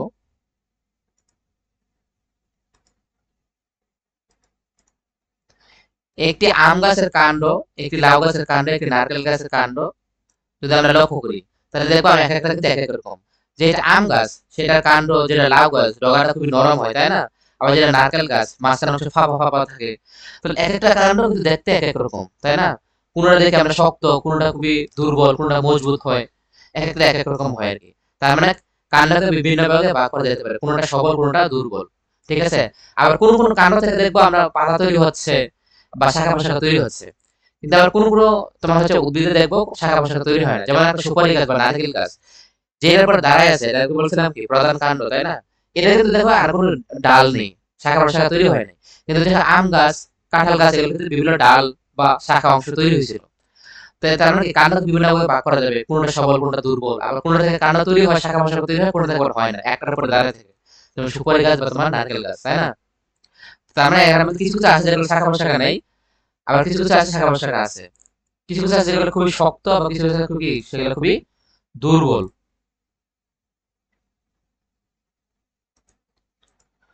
তো এই জন্য যেহেতু কোনটা সবল কোনটা দুর্বল, কোনটা শাখা আছে কোনটা শাখা নেই, তো সেগুলোর উপর ধারণা করে আমরা কি করতে পারি, কাণ্ডকে বিভিন্ন ভাগে ভাগ করতে পারি। তো নরমালি কাণ্ডকে হচ্ছে তোমার দুই ভাগে ভাগ করা যায়, একটা হচ্ছে তোমার সবল, একটা হচ্ছে সবল আর একটা হচ্ছে কি দুর্বল। তো সবল কাণ্ডে কি এটা নরমালি বোঝা যাবে যেটা তোমার শক্তভাবে ধরে রাখে বা খুব মজবুত হয়। এসব কাণ্ড শক্ত ও খাড়া গাছকে খাড়াভাবে গাছকে দাঁড়াতে সাহায্য করে। যেমন লাউ গাছ কাণ্ড দুর্বল, যার কারণে সে শক্ত হয় না, খাড়াভাবে থাকতেও পারে না। কিন্তু কিছু কিছু উদ্ভিদ আছে যেগুলো খুবই শক্ত হয়, ফলে গাছগুলো খাড়া থাকতে পারে, যেমন আম গাছ, হ্যাঁ, নারকেল গাছ, জাম গাছ। এই কাণ্ডগুলোর কোনটির শাখা প্রশাখা থাকে, আবার কোনটির শাখা প্রশাখা থাকে না। যেমন আম গাছ, এটা কিন্তু ডাল বের হয়, তার মানে এটা শাখা প্রশাখা আছে, একই সাথে এটা কিন্তু সবল খণ্ড। আবার ধরো যে নারকেল গাছ, এটা কিন্তু শাখা নাই, তুমি দেখবে নারকেল গাছ পাতা তৈরি হয়, এটা কিন্তু কাণ্ড না, এটা পাতার একটা অংশ, কিন্তু তোমার হচ্ছে গিয়ে শাখা কিন্তু এই প্রধান অক্ষ কিন্তু একটাই, প্রধান কাণ্ড, তার থেকে কোনো ডাল বের হয় না। তো তার মানে যেগুলো সবল এগুলোর মধ্যে কোনোটা শাখা প্রশাখা থাকতে পারে, আবার কোনো কোনোটা আছে যেগুলো কোনো শাখা প্রশাখা থাকবে না। তো যেগুলো শাখা প্রশাখা নাই সেগুলোকে বলতেছি যে আমরা কি অশাখ কাণ্ড। অশাখ কাণ্ড, অশাখ মানে অশাখা আর কি, মানে মানে এর কোনো তোমার শাখা প্রশাখা তৈরি হয় নাই। অর্থাৎ অশাখ কাণ্ড মানে কি, দেখো সবলের একটা একটা টাইপস, একটা ধরন হচ্ছে অশাখ কাণ্ড, মানে যে কাণ্ডগুলো কি হয় না, শাখা হয় না, কাণ্ডটি লম্বা হয়ে বেড়ে ওঠে, এর শীর্ষে পাতার মুকুট থাকে। অর্থাৎ অর্থাৎ শীর্ষের থেকে পাতা তৈরি হয়, মাঝখানে কোনো অংশ দিতে হয় না, পাতা তৈরি হয় না, একবার শীর্ষের দিকে পাতা তৈরি হয়। যেমন আমি যদি দেখাই, এই দেখো নারকেল গাছ, হ্যাঁ, এটা হচ্ছে তোমার অশাখের উদাহরণ। দেখো এখানে মাঝখানে যে অংশটা, এখানে কোনো কি নাই, কাণ্ড থেকে আর কোন কাণ্ড তৈরি হয় নাই, এই জন্য এটা অশাক। আবার এখান থেকে কোনো কি তৈরি হয় না, তোমার পাতা টাতা মুকুল তৈরি হয় নাই, শুধুমাত্র শীর্ষে থাকে। এখানে এটাই বলছে, শুধুমাত্র পাতার যে শীর্ষ বা কাণ্ডের যে শীর্ষ, সেখানে হচ্ছে গিয়ে তোমার মুকুল থাকে, মানে পাতা তৈরি হয়, সুপারি গাছের মতো আর কি। খেয়াল করলে দেখবো নারিকেল, তাল, সুপারি এগুলো হচ্ছে গাছের কাণ্ডে এই ধরনের হয়ে থাকে। তাহলে অশাক কোনটা, যেটা শাখা নাই, এবং এবং এগুলো পাতাগুলো মুকুলগুলো নরমালি গাছের মানে কাণ্ডের শীর্ষে থাকে, উপরের দিকে থাকে। আচ্ছা, তো সবলের যেহেতু শাখা এবং অশাখা দুইটা হইতে পারে, সবলের অশাখাটা আমরা দেখলাম, এবার সবলের শাখা যে পার্টটা সেটা আমরা যদি দেখতে চাই, এগুলো আবার বিভিন্ন ধরনের হইতে পারে, মোট আকৃতির, আবার হইতে পারে তোমার গম্বুজ আকৃতির, আবার হইতে পারে তোমার তৃণকাণ্ড। মোট কোনটা সেটা একটু বলি। মোট হচ্ছে একটা বিশেষ ধরন, তোমার যেটা হচ্ছে তোমার এই এই একটা মাঠের মতো না, এটা মোট, এটা হচ্ছে তোমার নিচের দিকে হচ্ছে চওড়া অংশ থাকে, উপর দিক থেকে তোমার হচ্ছে ক্রমশ সরু হয়ে যায়। তুমি এই দেখো, এই অংশটা কি খুবই চড়া, এরপর থেকে খুবই শীর্ষ মানে সরু হতে থাকে আর কি। এটা হচ্ছে এই ধরনের আকৃতি বলা হয় মোটা আকৃতির। এটা সম্ভবত কোনো একটা উদ্ভিদের কান মানে এর সাথে মিলে আর কি, ওখান থেকে এই নামটা আইসে থাকতে পারে আর কি, মোট। বাট নর্মালি মোটা আকৃতি বলতে এভাবে মনে রাখবা, যে এটার হচ্ছে গিয়ে তোমার কাণ্ডটা হচ্ছে গিয়ে তোমার গোড়ালির দিকে অংশটা, নিচের দিকে অংশটা মোটা হয়, ক্রমশ সরু হয়ে উপর দিকে উঠতে থাকে আর কি। তো এগুলোর শাখা প্রশাখা আছে, কিন্তু এগুলো দেখবা এই পাতা মাথা এগুলো খুব একটা আলাদা করা যায় না। কি লেখে দেখি, কোন কোন গাছের প্রধান কাণ্ডটি থেকে এমন ভাবে শাখা প্রশাখা সৃষ্টি হয় যে পূর্ণাঙ্গ গাছটিকে একটি মঠের ন্যায় দেখায়। এখানে মঠ বলতে কি বোঝাচ্ছে বোঝা যাচ্ছে না, কিন্তু বলতেছে একটা মঠের মতো দেখায়। মঠ কোন ধরনের উদ্ভিদ বা বিশেষ ধরনের বস্তু হয়ে থাকতে পারে। তো বলছে এমন ভাবে তৈরি হয় যেটা পূর্ণাঙ্গ গাছটিকে একটা মঠের মতো দেখায়। গাছের নিচের দিকের শাখাগুলো বড় এবং ক্রমান্বয়ে উপরের দিকে শাখাগুলো ছোট হতে থাকে। তো যেটা আমরা অলরেডি বলছি, যে নিচের দিকে যে শাখাগুলো দেখো না চওড়া হয়, মোটা হয়, বড় হয়, এবং উপর দিকে কি হয় ক্রমশ এটা ছোট হতে থাকে আর কি। তো বলছে নিচের দিকে যে শাখাগুলো সেগুলো হচ্ছে বড়, আর উপর দিকে যে শাখা সেগুলো কি হয় নরমালি ছোট হয়। তো সম্পূর্ণ গাছটি নিচের দিক থেকে উপরের দিকে ক্রমশ মানে ধারাবাহিক আর কি, ক্রমশ সরু হয়ে মঠের ন্যায় আকার ধারণ করে, এই জন্য এটাকে বলা হয় কি মঠ আকৃতির। তো নিচের দিকে চওড়া অংশ, উপরের দিকে তোমার হচ্ছে সরু অংশ, সরু মানে ছোট অংশ, চিকন অংশ। এটা হচ্ছে উদাহরণ দিচ্ছে দেবদারু। তো দেবদারু কোন ধরনের উদ্ভিদ সেটা আমরা জানি না, আমাদের নর্মালি বাংলাদেশে পাওয়া যায় কিনা জানি না। এবার হচ্ছে বিলাতি যাও, যাও বন আছে উদ্ভিদ দেখবা ওরকম আছে, বিলাতি যাও, এটা হচ্ছে তোমার মঠ আকৃতির উদ্ভিদের উদাহরণ। এবার হচ্ছে গম্বুজ। তো গম্বুজ তো দেখো বট গাছের মতো আর কি, আম গাছ এগুলো বিশাল একটা ছায়া তৈরি করে, মসজিদের গম্বুজের লাহান।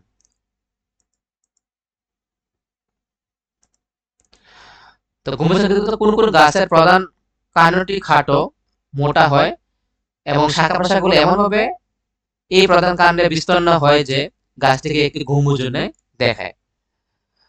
এই দেখো প্রধান কাণ্ড কোনটা, আমরা বলছিলাম গাছ যে অংশে দাঁড়া থাকে সেটা হচ্ছে প্রধান কাণ্ড। এই দেখো এত খাটো, কারণ একটা সময় পর শাখা প্রশাখা তৈরি হওয়া শুরু করে। তুমি দেখবা না আম গাছ উঠতো তো আসমানে উঠছে, এরপর শাখা প্রশাখা তৈরি হয়েছে, এরকম কিন্তু না। একটা অংশ থাকে জাস্ট তোমার শাখা প্রশাখা বিহীন, এরপরে থেকে কাণ্ড তৈরি হয়ে যায়।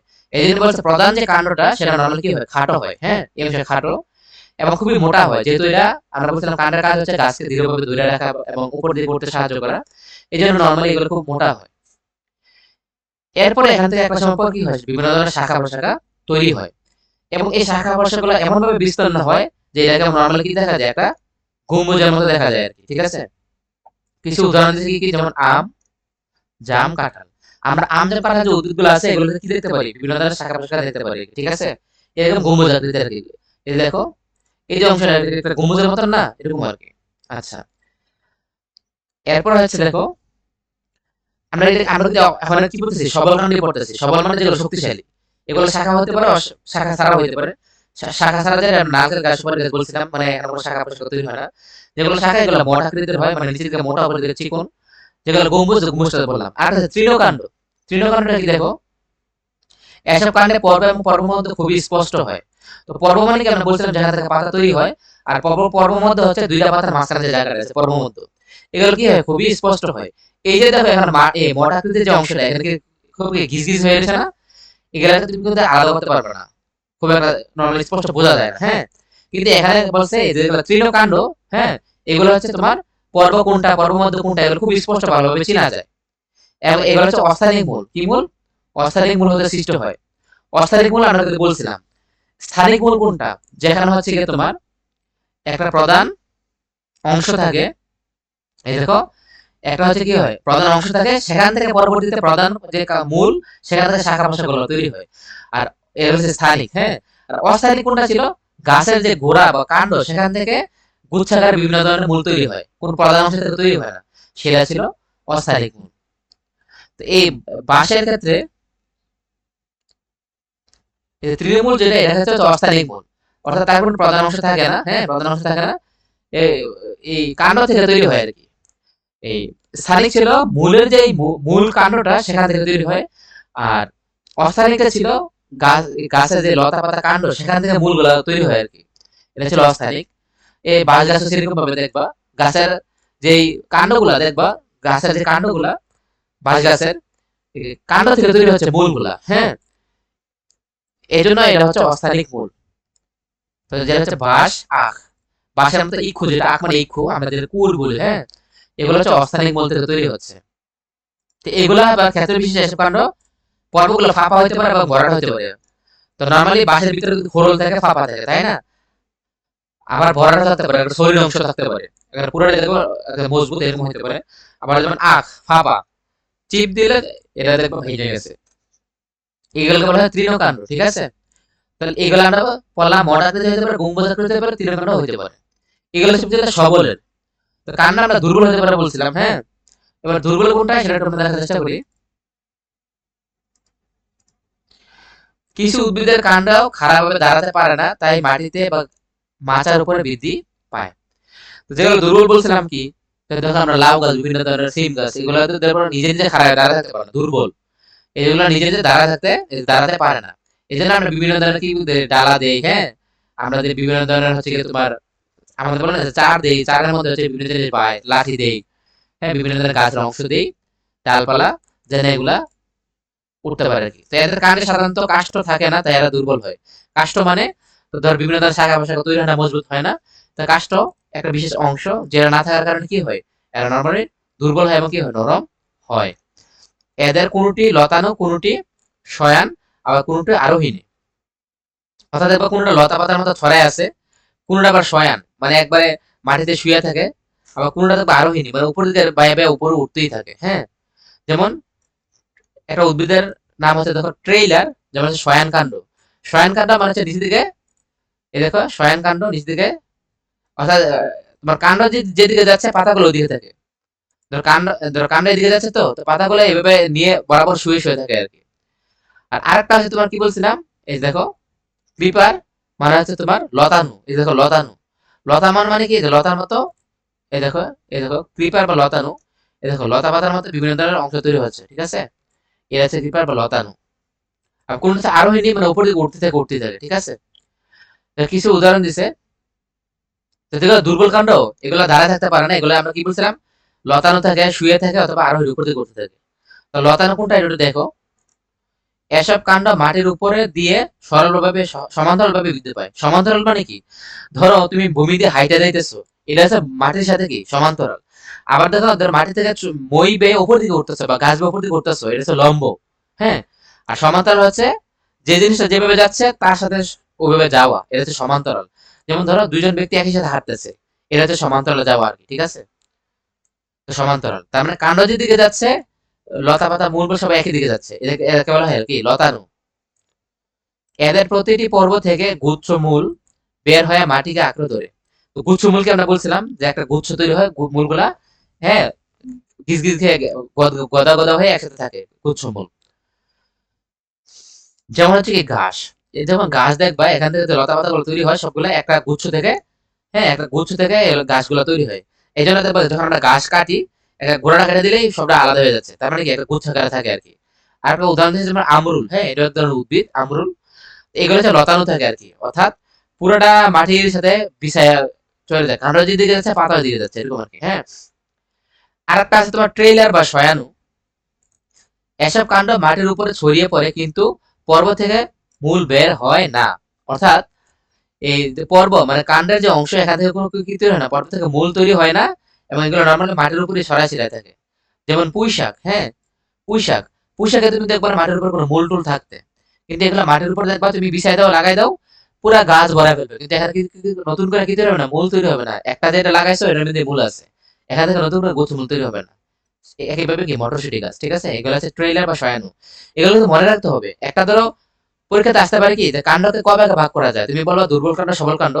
তো সবলকে দুই ভাগে ভাগ করা যায়, কোনটা শাখা আছে কোনটা শাখা নেই।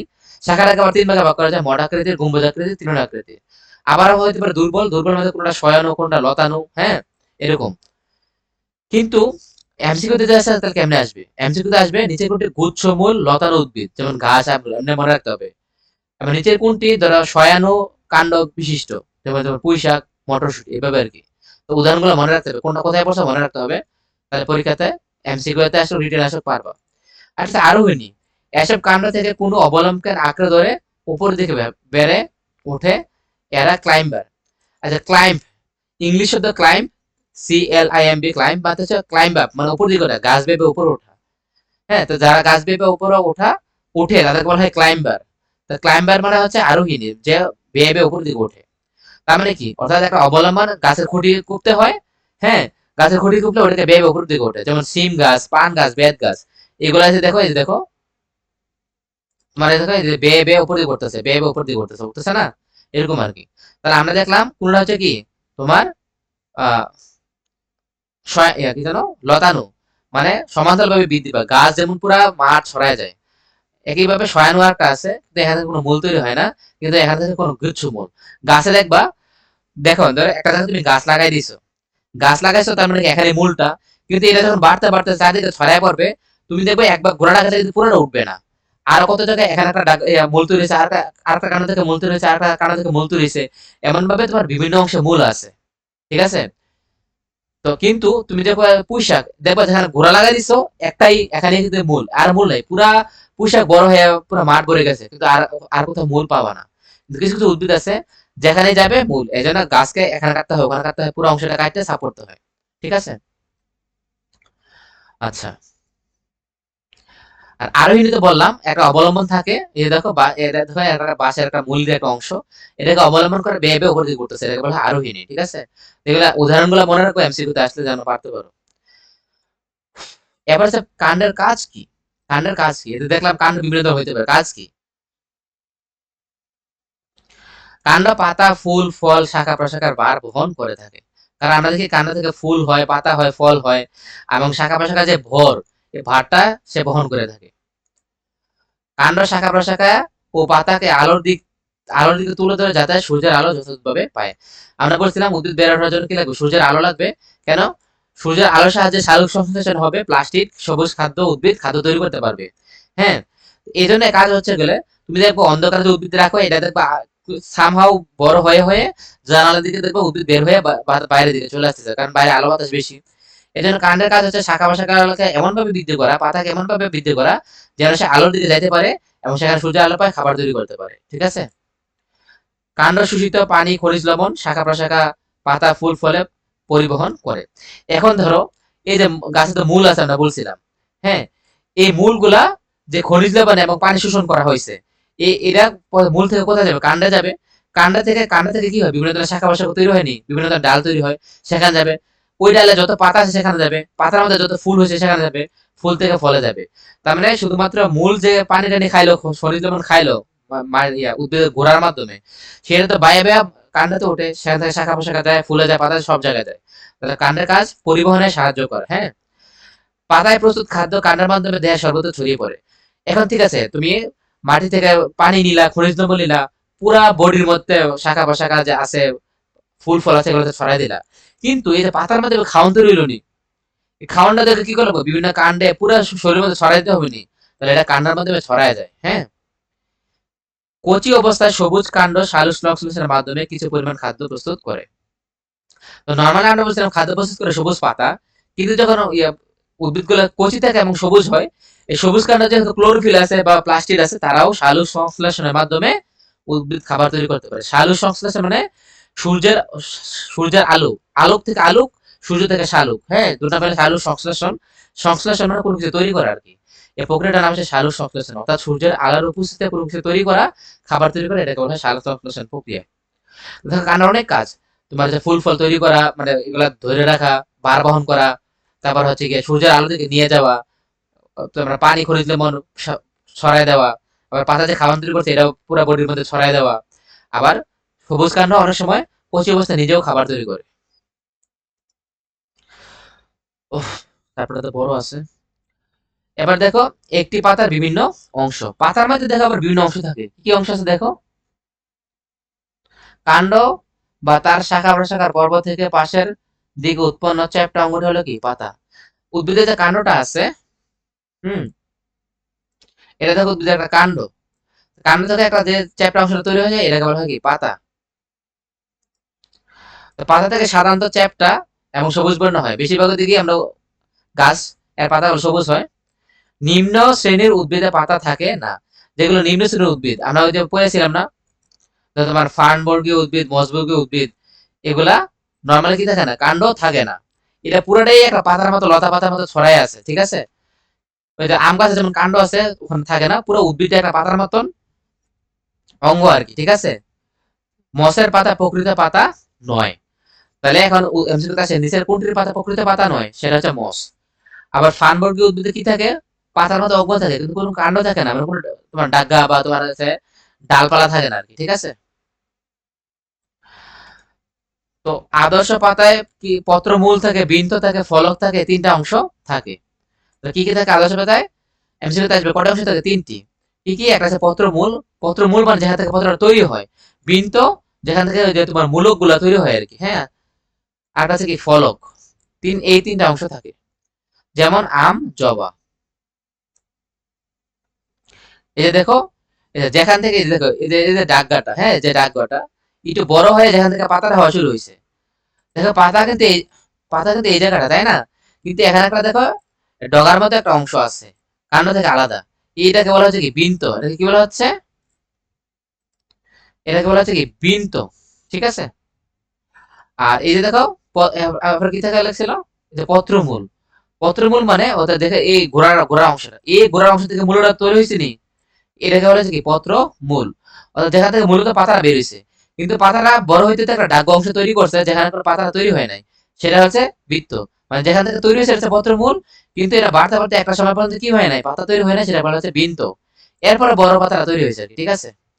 আর যেখান থেকে আরেকটা পাতা তৈরি হয় বা তৈরি হয় কাক্ষিক মূল, এটা আমরা বলছিলাম, বা এখান থেকে যদি দেখো এই যে ছোট অংশ আরেকটা পাতা তৈরি হবে, এটাকে বলে উপপত্র, মানে এখান থেকে আরেকটা পাতা তৈরি হবে। আর একটা হচ্ছে ফলক মূল। ফলক মূল হচ্ছে পাতার যে কিনারা অংশগুলো আছে, হ্যাঁ, এখান থেকে ধরো ফুল ফলগুলো ছড়ায় পড়ছে, এরকম হয় ফলক মূল। আর পত্রের কিনারা মানে, পত্র কিনারা মানে সাইডের অংশটা আমরা জানি। আর পাতা যে চূড়া অংশ, সর্বার উপর অংশ, সেটা হলো পত্র শীর্ষ, হ্যাঁ, শীর্ষ অংশটা। আর পাতাতে অনেক ধরনের বিভিন্ন ধরনের জালের মধ্যে একটা অংশ তৈরি হয়, শিরা উপশিরা, এটাকে বলা হয় শিরা। এই পুরোটাকে একসাথে বলা হয় কি পত্র ফলক। পত্র ফলক কি বলা হয়? পত্র ফলক। তাহলে আমরা কি বলছি, পত্র মূল থাকে, বিন্দু থাকে, ফলক থাকে। এই পুরোটাকে একসাথে কি বলা হয়, যে পুরোটাকে একসাথে বলে কি পত্র ফলক। এই পাতা যে অংশটা, পুরোটাকে বলে পত্র ফলক। তো পাতা বিভিন্ন অংশ থাকে বলছে।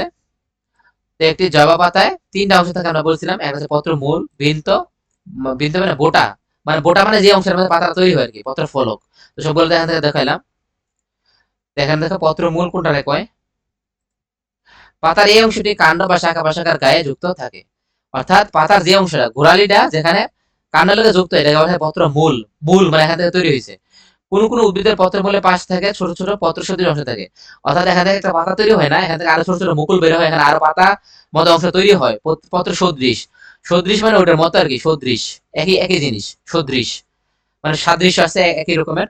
পত্র সদৃশ, এখানে আরেকটা পাতার মতো অংশ তৈরি হয়, এগুলোকে বলা হচ্ছে উপপত্র। অর্থাৎ যেখান থেকে নতুন পাতার মতো তৈরি হয় বা দেখতে পাতার মতো ছোট ছোট, এগুলা বলা হয় উপপত্র। যেমন কি বলছে, মটর গাছের মানে মটরশুটি গাছের পত্রমূলে এরূপ উপপত্র দেখা যায়। অর্থাৎ যেটা মটরশুটি গাছ, এখানে দেখবে এরকম ছোট ছোট পাতা তৈরি হয়েছে, ঠিক আছে, এগুলোকে বলা হয় উপপত্র। অর্থাৎ পাতার সদৃশ, পাতার মধ্যে যে ছোট ছোট পত্র, এগুলো হয় উপপত্র। সরি, একই কালার হয়ে গেছে, কালারটা চেঞ্জ করি। বৃন্ত বা বোটা। বৃন্ত বা বোটাতে বললাম যেখান থেকে পাতা তৈরি হইয়া হইয়া একটা অংশ আছে ডগা, যেখানে পাতা তৈরি হয় না, এরপর পাতা তৈরি হয়েছে, এটাকে বলা হয় কি বোটা বা বৃন্ত। পাতার দণ্ডাকার অংশটি হলো, এই যে দেখো পাতাটা যেটার উপর দাঁড়ায় আছে, এটাকে বলা হয় বৃন্ত। বৃন্ত বোটা পত্রমূল এবং পত্রফলকে যুক্ত করে। তাহলে এখন দেখো পত্রফলক কোনটা, এই পুরো পাতাটাকে বলতেছে আমরা পত্রফলক। এই পত্রফলকে পত্রের কিনারা থাকে, পত্রের শীর্ষ থাকে, শিরা থাকে, এই পুরোটা হচ্ছে পত্রফলক, হ্যাঁ। আর এটা হচ্ছে কি পত্রমূল, মানে কাণ্ড যেখান থেকে তৈরি হয়েছে, এই এটাকে বলা হচ্ছে বৃন্তক। তার মানে বৃন্তকের কাজ কি, এই বৃন্তকের কাজ হচ্ছে এই যে তোমার এই যে এই হচ্ছে তোমার পত্র ফলক, আর হচ্ছে পত্র মূল মানে কাণ্ড, এটার মধ্যে জোড়া লাগানো যেটা, এটা হচ্ছে বৃন্তের কাজ। এই যে জোড়া লাগাচ্ছে ডাল্লার মতো, এটা হচ্ছে তোমার বৃন্তের কাজ, ঠিক আছে।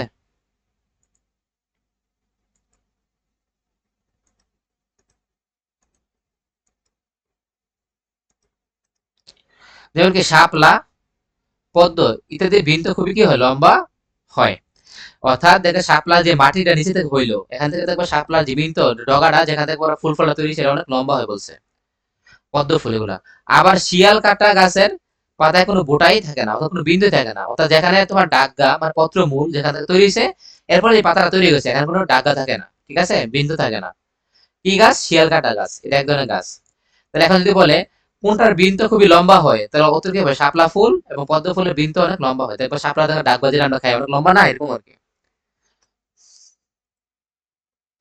বৃন্ত বা বোটা পত্রফলকে এমন ভাবে ধরে রাখে যাতে সবচেয়ে বেশি সূর্যালো পেতে পারে। অর্থাৎ এটা অনেক বড় হয়, ফলে সূর্যালো এখান থেকে বেশি পায়, ফলে পাতায় গিয়ে পৌঁছায়, হ্যাঁ, পাতাকে ধরে রাখতে পারে। এছাড়া কাণ্ড আর ফলকের মধ্যে পানি, খনিজ, লবণ তৈরি খাদ্যের মধ্যে আদান প্রদানের কাজ করে। তাহলে এখানে দেখো, আমি এটা মার্ক করে দিলে বুঝতে পারবা এটা কি, তোমার পত্র ফলক। আর নিচের কাণ্ডের মতো রেখেছিল পত্র মূলনি। এখন পত্র মূল মানে কি, কাণ্ড শাখা প্রশাখা হইয়া খাওন গুলা বা তোমার হচ্ছে তোমার পানি, লবণ, খনিজ লবণ এগুলো ধরো কাণ্ডে আসলো, কিন্তু তার পাতাতে পৌঁছাতে হবে, অথবা পাতা থেকে কাণ্ডে তো আনতে হবে। তখন এর কাজ হচ্ছে, হ্যাঁ, এটা তোমার যে পাতাটা, এটা তোমার ধরো পত্র মূলটা যেখান থেকে তৈরি হইলো, এটার কাজ হচ্ছে বৃন্তের কাজ, কারণ বৃন্ত এর মধ্যে যোগসূত্র তৈরি করে, পাতা থেকে পত্র মূলে নিয়ে যায়, হ্যাঁ, অথবা পত্রের মধ্যে থেকে পাতার মধ্যে নিয়ে যায়, ঠিক আছে? এটাই বলছে এখানে, যে এখানে তো তোমাদের খাদ্য, লবণ, খনিজ পদার্থ এগুলোর আদান প্রদানে কাজ করে। কোষের মেমব্রেনে পড়ছিলাম না, বাইরের সাথে আদান প্রদানে কাজ করে, এটাও সেম। বিনতে মানে কি, বোটাটা, এর কাজ হচ্ছে পাতার আর কাণ্ডের সাথে যোগাযোগ রক্ষা করা, খাওয়ান টাউন পৌঁছে দেওয়া, পানি, খনিজ লবণ এগুলো পৌঁছে দেওয়া, ঠিক আছে? এবার হচ্ছে পত্র ফলক। পত্র ফলক মানে কি, এই যে উপর দিকে অংশটা যেটা আমরা বলছিলাম, পত্র শীর্ষ থাকে, কিনারা থাকে, শিরা থাকে, এটা পত্র বৃন্তের উপরে চ্যাপ্টা সবুজ অংশ হচ্ছে পত্র ফলক, এটা আমরা জানি। এটা হচ্ছে শিরাটি অনেক মোটা হয় এবং এটা অনেক বিস্তৃত হয়, এবং সেটা হচ্ছে মধ্য শিরা, মাঝখানে যেটা থাকে। অর্থাৎ দেখো, এই যে একটা জায়গা তৈরি হয়েছিল নি, এই যে যেটা, এই দেখো একটা পাতার একটা মাঝখানে দেখো একটা আঁক আছে নি, এই যে পাতার মাঝখানে একটা আঁক, সেখান থেকে বিভিন্ন দিন থেকে বিভিন্ন দিকে গেছে, বিভিন্ন দিকে গেছে নি, তো এটা বলা হয় মধ্য শিরা। মধ্য শিরা থেকে আশেপাশে সবগুলো শিরা তৈরি হয়ে যায় আর কি, এরা হচ্ছে মধ্য শিরা। মধ্য শিরা থেকে বিভিন্ন আরো শিরা তৈরি হয়, এগুলোকে বলে উপশিরা। যেমন একটা জেলা কি, বড় জেলা, এরপরে ছোট ছোট ভাগ করে, এটাকে বলে উপজেলা। যেমন আমাদের উপজেলা মুরাদনগর, পুরোটা বড়টা হয়েছে তোমার কি কুমিল্লা, এরকম আর কি। তো এটা হচ্ছে মদ মাঝখানে একটা শিরা থাকে, এখান থেকে আরো ছোট ছোট শিরা তৈরি হয়, এগুলোকে বলা হয় উপশিরা। জেলা যেমন উপজেলা হয়, শিরা যেমন উপশিরা হয়, ঠিক আছে? আর এবং ফলকের যে একদম কিনারা, কিনারা মানে কি শেষ ভাগ, শেষে যে ভাগটা থাকে এটাকে বলে পত্র কিনারা, মানে পাতার কিনারা আর কি। আচ্ছা, পাতার বিভিন্ন অংশ আমরা পড়লাম, এখানে পাতা কি কি কাজে সাহায্য করে সেটা আমরা পড়বো। খাদ্য তৈরি করা পাতার প্রধান কাজ, আমরা বলছিলাম প্লাস্টিক থাকে, ক্লোরোফিল থাকে, এখানে সালোকসংশ্লেষণ, সূর্যের মাধ্যমে খাবার তৈরি হয়। হ্যাঁ, এর প্রক্রিয়ার নাম হচ্ছে খাদ্য সালোকসংশ্লেষণ প্রক্রিয়া। তো পাতার প্রধান কাজ কি, খাদ্য তৈরি করা, গ্যাসের আদান প্রদান করা একটা গুরুত্বপূর্ণ কাজ। যেমন ধরো আমরা কি করি, অক্সিজেন নেইনি, কার্বন ডাইঅক্সাইড ছাইড়া দিইনি, তোমার উদ্ভিদ উল্টা কাজ করে, উদ্ভিদ হচ্ছে কার্বন ডাইঅক্সাইড গ্রহণ করে, অক্সিজেন ছাইড়া দেয়। উদ্ভিদ যে অক্সিজেনটা ছাইড়া দিচ্ছে ওইটা আমরা গ্রহণ করতেছি, আর আমরা যে অক্সিজেন কার্বন ডাইঅক্সাইডটা ছাইড়া দিচ্ছি এটা উদ্ভিদ গ্রহণ করতেছে। তার মানে এই যে অক্সিজেন একটা গ্যাস, হ্যাঁ, কার্বন ডাইঅক্সাইড একটা গ্যাস, এই গ্যাসের যে আদান প্রদান এটা পাতার মাধ্যমে হয়, কারণ পাতার মধ্যে পত্ররন্ধ্রের মধ্যে থাকে তোমার গহ্বর থাকে, মানে ফাঁপা অংশ থাকে, খোলা অংশ, পত্র রন্ধ্র বলা হয়। রন্ধ্র মানে কি, ছিদ্র আর কি। এই রন্ধ্রের মাধ্যমে গ্যাসগুলো আদান প্রদান হয়, এটা আমরা পরে চ্যাপ্টারে ভালো করে দেখবো। তার মানে কি, খাওয়ান তৈরি করে কাজ, আবার গ্যাসের আদান প্রদান করার কাজ। যেমন একটা আছে শ্বসন কার্য। শ্বসন কার্য মানে কোনটা, শালুক সংশ্লেষণ কোনটা, শালুক সংশ্লেষণ সূর্যের উপস্থিতি যেটা হয়। আর শ্বসন মানে হচ্ছে খাবার গ্রহণ করার পর ভাঙে যে, বা সূর্যের অনুপস্থিতি, সরি, সূর্য আলোর অনুপস্থিতি যেটা তৈরি হয় সেটা হচ্ছে শ্বসন কার্য। তো শ্বসন কার্য মানে অবাশ্বসন, সবাশ্বসন আছে। আর একটা হচ্ছে তোমার এই যে শ্বসন মানে অক্সিজেন আদান প্রদান, কার্বন ডাইঅক্সাইড আদান প্রদান, এগুলো তখন শ্বসনের মধ্যে হয়। এই শ্বসন কার্যে পরিচালনা করার জন্য অক্সিজেন গ্রহণ করে এবং কার্বন ডাইঅক্সাইড বের করে দেয়, ঠিক আছে? এটা পাতার কাজ হচ্ছে শ্বসন কার্যের সময়। তাহলে কি হয়, দিনের বেলা কি হয় খেয়াল করো, দিনের বেলা সে কি করে, অক্সিজেন ছাইড়া দেয়, কার্বন ডাইঅক্সাইড গ্রহণ করে। কিন্তু শ্বসন মানে কি, অন্ধকারে, রাতের বেলা, রাতের বেলা উল্টোটা করে, সে হচ্ছে কি অক্সিজেন তখন গ্রহণ করে, কার্বন ডাইঅক্সাইড তখন বের করে দেয়। তার মানে দিনে একটা হয়, রাতে আরেকটা হয়। আবার খাদ্য তৈরির জন্য কার্বন ডাইঅক্সাইড গ্রহণ করে, ওই যে অক্সিজেন বের করে দেয়, মানে দিনে হয় একটা, রাতে হয় আরেকটা আর কি। রাতে অক্সিজেন গ্রহণ করে, কার্বন ডাইঅক্সাইড ছাড়ে, দিনের বেলা কার্বন ডাইঅক্সাইড গ্রহণ করে, অক্সিজেন ছাড়ে। এবার আরেকটা গাছ কি, উদ্ভিদের তুলনায় অধিক পরিমাণ পানি গ্রহণ করে থাকে। এই অতিরিক্ত পানি পাতার সাহায্যে বাষ্প আকারে বের করে দেয়। এখন দেখো একটা উদ্ভিদ মূল তো অনেক পানি নিল, অথবা ধরো পাতার মাধ্যমে সালোকসংশ্লেষণের মাধ্যমে অনেক পানি তৈরি হয়।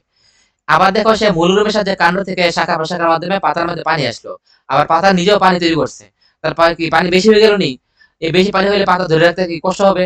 এই জন্য অতিরিক্ত যে পানিটা আছে, সে যদি বলছিলাম পাতার মধ্যে ছিদ্র থাকে, সে যখন এই অতিরিক্ত যে পানিটা সে ছিদ্রের সাথে বাষ্প আকারে, বাষ্প মানে কি, ধরো তুমি একটা ইয়া হচ্ছে কাপড় হচ্ছে গিয়ে ভেজা কাপড় বাইরে শুকাতে দিলা, তো পানিটা কি হবে, বাষ্প আকারে উড়ে মেঘ হয়ে যাবে, মানে বাষ্প হয়ে উপরে চলে যাবে। পদার্থ তিন অবস্থা, একটা হচ্ছে কঠিন, যেমন আমরা বস্তুগুলো ধরতে পারি কঠিন, একটা হচ্ছে তরল যেমন পানি, একটা হচ্ছে গ্যাস। তো তিনটা অবস্থা থাকে, তো যেটা গ্যাস হয় সেটা বলবো আমরা বাষ্প। এই পানিটা হচ্ছে সে বাষ্প আকারে সে পাতা থেকে বের করে দেয়। এগুলো হচ্ছে পাতার কাজ, মানে খাদ্য তৈরি করা, গ্যাসের আদান প্রদান করা, কার্বন ডাইঅক্সাইড গ্রহণ করা, কখন কার্বন ডাইঅক্সাইড ত্যাগ করা, কখন অক্সিজেন গ্রহণ করা, কখনো অক্সিজেন ত্যাগ করা, দিনের বেলা একটা, রাতের বেলা একটা, আবার কখনো পানি ছাইড়া দেয় অতিরিক্ত যেটা। এবার দেখো পাতাকেও বিভিন্ন ভাগে ভাগ করা যায়, পাতাকেও বিভিন্ন ভাগে ভাগ করা যায়। একটি আম গাছের পাতা আর তেঁতুল গাছের পাতা কি এক? না, আমরা দেখলে বুঝতে পারি আম গাছের পাতা কি অখণ্ডিত, আম গাছের পুরো পাতা কিন্তু একটা। কিন্তু তেঁতুল গাছের পাতা দেখো, একটা গাছে অনেক ছোট ছোট পাতা তৈরি হয়। অর্থাৎ তেঁতুল গাছের যে পাতাগুলায়, যেগুলো আমরা খাইতে পারি, একটু টক টক লাগে, এগুলো অনেক ছোট ছোট ফলক তৈরি হয়। ফলক মানে কি, মানে মূল পাতাটা, তাই না? তো ফলক হচ্ছে গিয়ে মূল পাতাটা, এই যে দেখো, এই যে ফলক, পত্র ফলক পুরো পাতাটা। তেঁতুল গাছে দেখবো অনেকগুলো ছোট ছোট পাতা তৈরি হয়, তাই না, ক্ষুদ্র ক্ষুদ্র, কিন্তু আম গাছে এরকম থাকে না। তার মানে পাতাকেও বিভিন্ন ভাগে ভাগ করা যেতে পারে। পত্র ফলকের এই বৈশিষ্ট্যের ভিত্তিতে পত্রকে প্রধানত দুই ভাগে ভাগ করা যায়। তাহলে এমসিকিউতে আসতে পারে পাতাকে কয় ভাগে ভাগ করা যায়? দুই ভাগে। কয় ভাগে? দুই ভাগে। একটা হচ্ছে সরল পত্র, আর একটা হচ্ছে কি যৌগিক পত্র।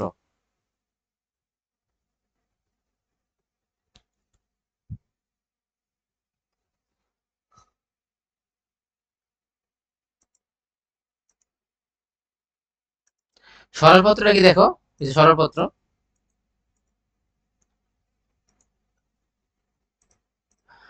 সরল পত্রে বৃন্তের উপরে একটি মাত্র পত্র ফলক থাকে। পত্র ফলক মানে কি, পাতার যে পুরো অংশটা, মানে যেখানে কিনারা থাকে, শিরা উপশিরা থাকে, পাতার শীর্ষ থাকে, এটাকে বলা হয় পত্র ফলক।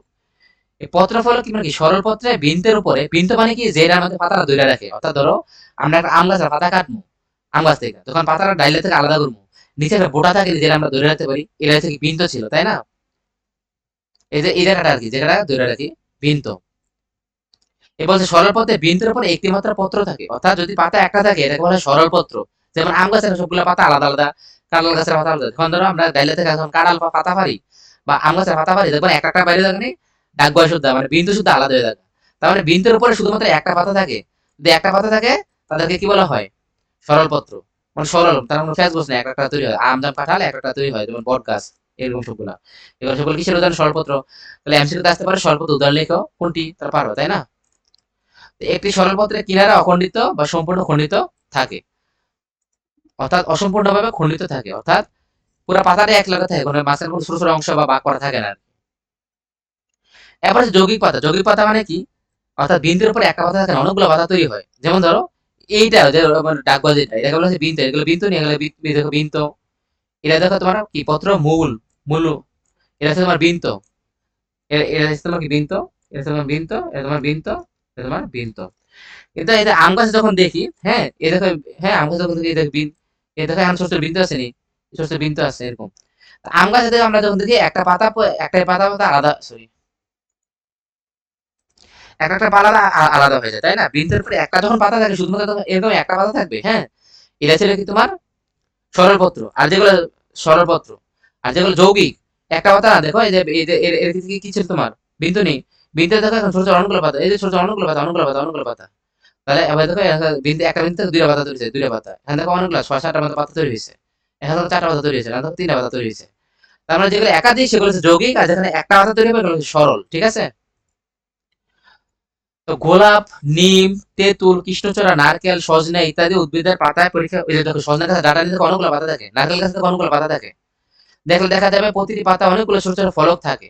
এগুলোকে বলে অনুফলক। অনুমানে, অনুমানে যেমন উপজাল থাকে আর অনুমানে ছোট ছোট আর কি ফলকের ছোট অংশ, এগুলো অনুফলক। তো ছোট ছোট ফলক থাকে, মানে একটা থেকে আর অনেকগুলো তৈরি হয়। তো যৌগিক পত্রের ফলকটি সম্পূর্ণভাবে খণ্ডিত হয় এবং খণ্ডিত অংশগুলো পরস্পর হতে আলাদা অনুফলক সৃষ্টি করে। এতে বললাম কি, এই যে যৌগিক, এখানে থেকে দেখো আলাদা আলাদা, এই আলাদা আলাদা থেকে আবার অনেকগুলো তৈরি হয়, এখানে আলাদা আলাদা পত্রের ফলক আলাদা, এবং সেখান থেকে আরো আলাদা আলাদা অংশ তৈরি হয়, এখানে অনেকগুলো, এখানে কিন্তু অনেকগুলো, এই যে এখানে অনেকগুলো, ঠিক আছে? এখানে এটাই বলছে, মূল যে ফলক সেখান থেকে আলাদা হয় এবং সেখানে তারা আর অনেকগুলো তৈরি করে। অনুফলক মানে আরো ছোট ছোট ফলক তৈরি করে। ফলক মানে কি, পাতা নেই। তো দেখো এটা একটা ফলক, এটা একটা ফলক, তাহলে প্রত্যেকটা আলাদা আলাদা বলা হয় অনুফলক, ঠিক আছে? একটা পাতার পরে যখন তৈরি হবে, যে দণ্ডে সাধারণ থাকে তাকে বলা হয় রেকিস বা অক্ষ। তাহলে, তাহলে ধরো জ্ঞানমূলক কত আসলো, রেকিস কি বা অক্ষ কাকে বলে? তাহলে তুমি কি বলবা, যৌগিক পথের, হ্যাঁ, যেই দণ্ডের মধ্যে ছোট ছোট পাতাগুলা অনুফলক গুলা সাজানো থাকে তাদেরকে বলা কি, রেকিস বা অক্ষ বলে, ঠিক আছে?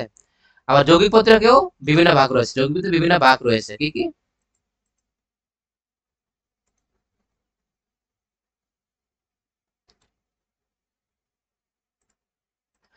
পত্রকে বিন্যাস অনুযায়ী যৌগিক পত্রকে দুই ধরনের হয়। কয় ধরনের? দুই ধরনের, একটা হচ্ছে যৌগিক পত্র আর একটা হচ্ছে করতাল, করত, করতালাকার যৌগিক পত্র।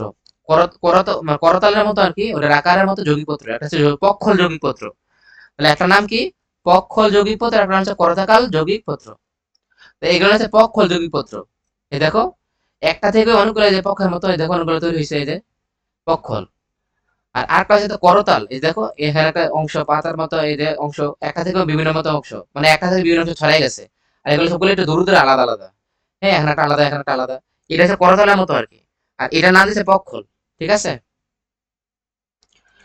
এরপর হচ্ছে মানব জীবনে মূল কাণ্ড পাতার প্রয়োজনীয়তা। এরপরে শেষ, এই যে ধর আমরা মূল পড়লাম, কাণ্ড পড়লাম, পাতা পড়লাম, অনেক সময় আমরা খাই, ওষুধ হিসেবে নেই, হ্যাঁ, এগুলো প্রয়োজনীয়তা কি কি? আমরা উদ্ভিদের উপর নানাভাবে নির্ভরশীল, আমরা খাদ্য খাইয়ে থাকি, উদ্ভিদ থেকে যে বিভিন্ন ধরনের আমরা পোশাক বানাই থাকতে পারি, ঘর বাড়ি কাঠমাট হলে ঘর বাড়ি তৈরি করতে পারি, আবার এখানে ওষুধ পাড়িও খাই, অনেক ধরনের ব্যবহার আছে। হ্যাঁ, এগুলো কিন্তু উদ্ভিদের অবদান, তাই না? তো এ বলতে চাচ্ছে প্রথম হচ্ছে উদ্ভিদের মূলের ব্যবহার। যেমন মূলা, গাজর, শালগম ইত্যাদি উদ্ভিদের মূল উপাদেয় সবজি। অর্থাৎ এই মূলা, গাজর, শালগম এগুলো কিন্তু উদ্ভিদের মূল। কেন মূল? এগুলা এগুলা কিন্তু মাটির নিচে থাকে, তাই না? এই মূলগুলো উপাদেয় কি সবজি, অর্থাৎ আমরা মূলা খাই, গাজর খাই, শালগম গুলো খাইতে পারি, এগুলো কিন্তু আমাদের উপকার করে। আবার কিছু কিছু নাম আছে যেমন শতমূলী, সর্পগন্ধা, এগুলো হচ্ছে দামি ওষুধ তৈরি করা হয়, এটাও এক ধরনের মূল। শতমূলী বা সর্পগন্ধা এগুলো এক ধরনের মূল, এগুলো ওষুধ তৈরি করার কাজে লাগে। ঠিক আছে, এবার হচ্ছে তোমার কাণ্ডের ব্যবহার। কাণ্ডের ব্যবহার, এবার দেখো বিরুৎ উদ্ভিদ, বিরুৎ জাতীয় উদ্ভিদের নরম কাণ্ড আমরা খাবার হিসেবে গ্রহণ করে থাকি। বিরুৎ উদ্ভিদ, আমরা দেখো বিরুৎ উদ্ভিদ কাকে বলে, হ্যাঁ, গুলালু, আদা, পুঁই শাক, ডাঁটা, কচু এগুলো হলো বিরুৎ উদ্ভিদ। হ্যাঁ, যেগুলো তোমার হচ্ছে গিয়ে মাটির নিচে জন্মগ্রহণ করে বা আবার খুব ছোট ছোট হয়, ছড়াছিড়ায় থাকে। এখানে সম্ভবত আমরা চ্যাপ্টার 2 তে পড়ছিলাম। হ্যাঁ, এগুলো কথা বিরুৎ উদ্ভিদ। গুলালু, আদা, পুঁই শাক, আমি শুধু আসবে নিচে কোনটি বিরুৎ উদ্ভিদ, তাহলে কোনটা হবে? তোমার হচ্ছে গুলালু, আদা, পুঁই শাক এগুলো বিরুৎ উদ্ভিদ। ঠিক আছে, এগুলোতে নরম করে এগুলো না খাই, আমরা পুঁই শাকের ডাঁটা খাই না, খাই কিনা? উলকচু খাই, কচু খাই, সজনে ডাঁটা এগুলো খাই থাকি, এগুলো আমরা সবজি হিসেবে খাই, তাহলে কি আমরা উপকার করিনি? আবার দেখো খেজুর গাছ এবং আখের কাণ্ড হতে রস পাওয়া যায়।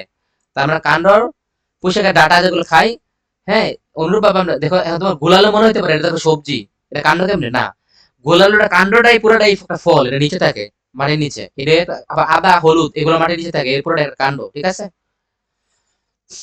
আচ্ছা, এগুলো আমরা খাই। আবার যেমন খেজুর গাছ, খেজুর গাছ থেকে যেমন কাণ্ড এগুলা সুর কেমন আমরা আমরা খাই না, কুর বা গেন্ডারি এগুলো আমরা আবার খেজুর আমরা খাইতে পারি, খেজুর গাছ রস, রস বের হয় আর কি খেজুর থেকে।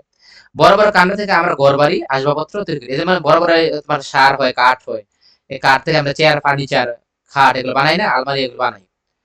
পাট বা শনের কাণ্ড থেকে প্রাপ্ত আঁশ দিয়ে দড়ি, শলা, কাপড় তৈরি করা হয়। যেমন কি এই যে পাট, পাট ক্ষেতের উপরে যে অংশ পাটের বা শন, এগুলোর কাণ্ড থেকে বিভিন্ন আঁশ দিয়ে আমরা দড়ি বানাতে পারি, সালা বানাতে পারি, চট বানাতে পারি, কাপড় বানাতে পারি। ঠিক আছে, এগুলোর ব্যবহার আছে। পাতার ব্যবহার, এটা তো অভাব নাই।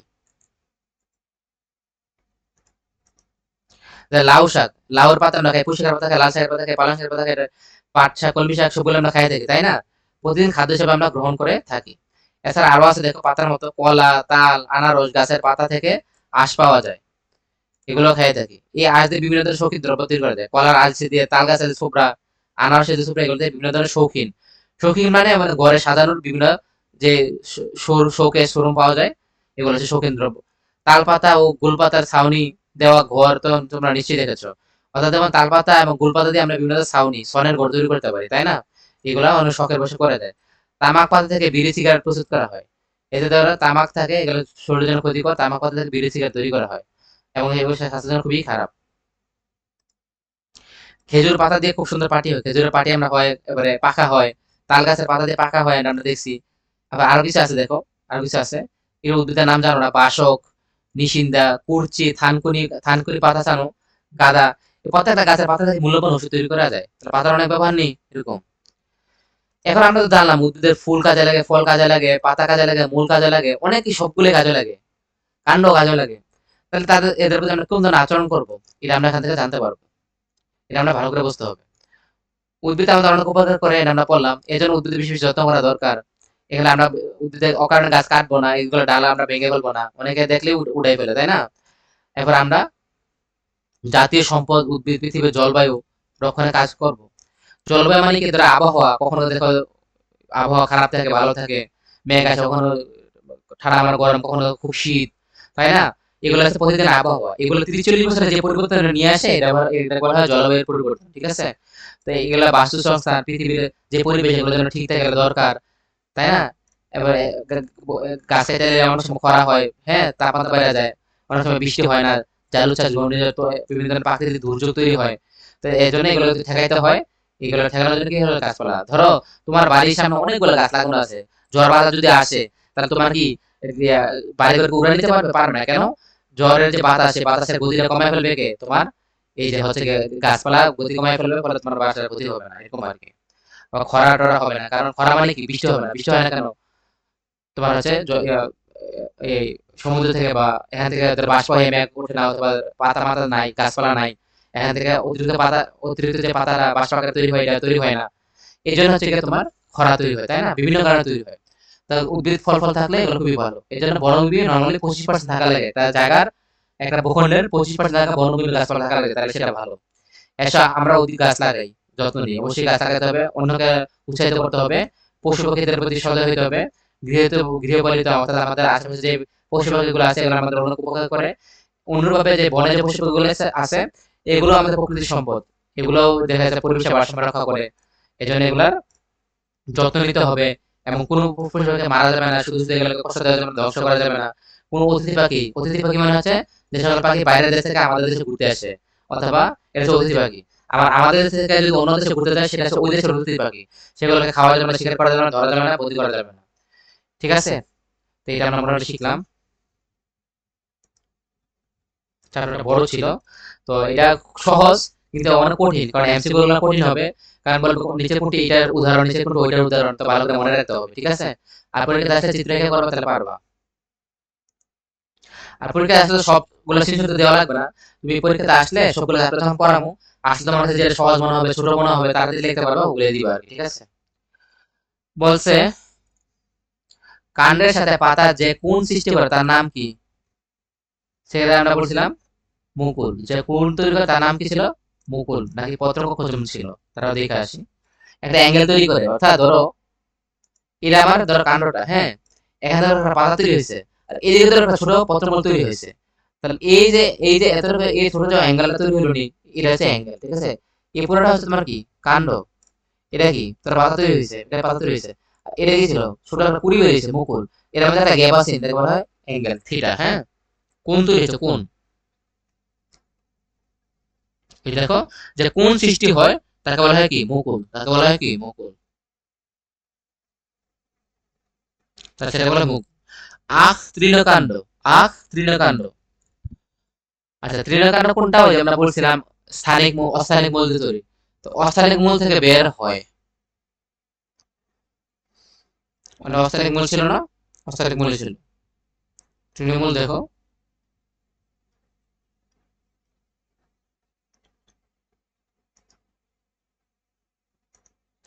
এই দেখো তৃণমূল। এটা কি অস্থানিক মূল থেকে সৃষ্টি হয়েছিল না? এটা যেমন বাঁশ এবং আখ, এই উদাহরণ, তো উদাহরণ মনে রাখলে দিতে পারবা। এবং সেগুলো কি হয়? এই যে ফাঁপা হইতে পারে, ফাঁপা হইতে পারে, এমন কি হইতে পারে? বরাটও হইতে পারে, চিপ দিলে দেখবে ভেঙে গেছে। এবং এগুলো খুবই কি হয়? খুবই স্পষ্ট হয়, মানে কোনটা পাতা কোনটা কি আলাদা করা যায়। অর্থাৎ দেখো এটা আমরা পড়ছি, এবং খাটো হয় এবং মোটা হয় হইতে পারে। পর্ব মধ্যে খুব স্পষ্ট হয়, এটা হইতে পারে উত্তর। দুই তিন অবশ্য উত্তর, এক উত্তর কিনা একটু দেখে নিও। এবার কি বলছে দেখো, নাফিসা খানম তার বাড়ির আঙিনায় প্রথম বছর কুমড়া এবং পরবর্তী বছর পুঁইশাক আবাদ করলেন। এক বছর কি লাগাইছেন? কুমড়া। আর বছর কি লাগাইছেন? পুঁইশাক। নাফিসা খানমের প্রথম বছর আবাদকৃত প্রথম হচ্ছে কুমড়া। তো কুমড়া মানে কি? সম্ভবত লতানো কুমড়া। দেখবা কুমড়া কিন্তু উপরে পাওয়া যায় না, মাটির নিচে পাওয়া যায়, তাই না? তো নর্মালি লতানো অথবা শোয়ানো হতে পারে, একটু দেখে নিও। আর হচ্ছে পুঁইশাক, দ্বিতীয় যে বছর হচ্ছে পুঁইশাক।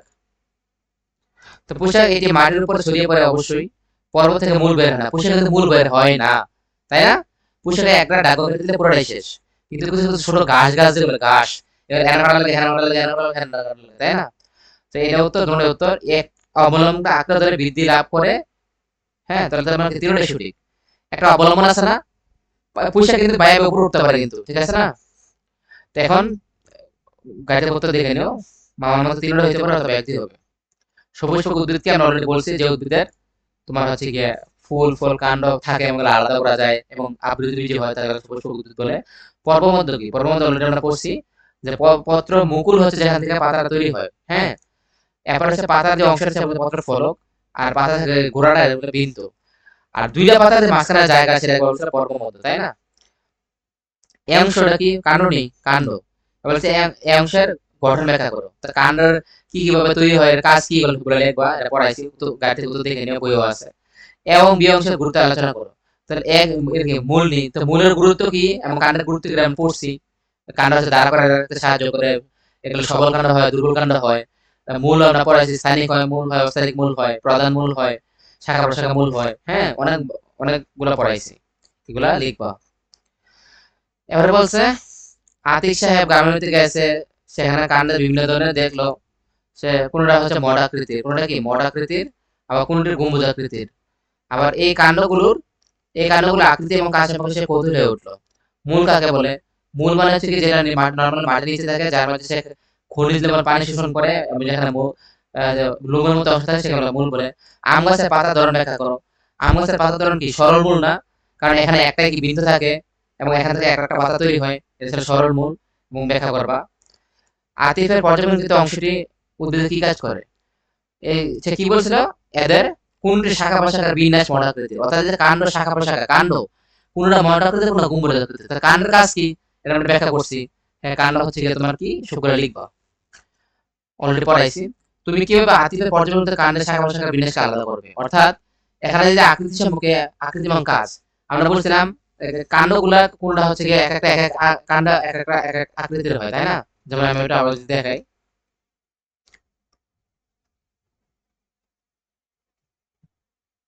এই যে কাণ্ডের কাজ কি লিখবো, ওটা আগের প্রশ্নটা। এই দেখো কাণ্ড কোনটা সবল, কোনটা দুর্বল, কোনটা গম্বুজ, হ্যাঁ, কোনটা তৃণ, কোনটা লতানো, কোনটা কি শয়ানু, এরকম আর কি। বিভিন্ন টাইপের হতে পারে। গাড়ি দেখে গেলে কতগুলো লিখছে, কতগুলো লিখলে হবে। কোনটা লিখবা? শুধুমাত্র কোনটা লিখবা? মোটা আকৃতির আর গম্বুজ আকৃতির, এই দুটো লিখবো, শুক্র লেখা লাগবে না। এবার বলছে ধান গাছের মূল কি ধরনের মূল? ধান গাছের মূল হচ্ছে গুচ্ছ মূল ছিল, তাই না? এবং আরেকটু লিখবা, কোন অবস্থায় কাণ্ড সালোকসংশ্লেষণ প্রক্রিয়া খাদ্য গ্রহণ করতে পারে?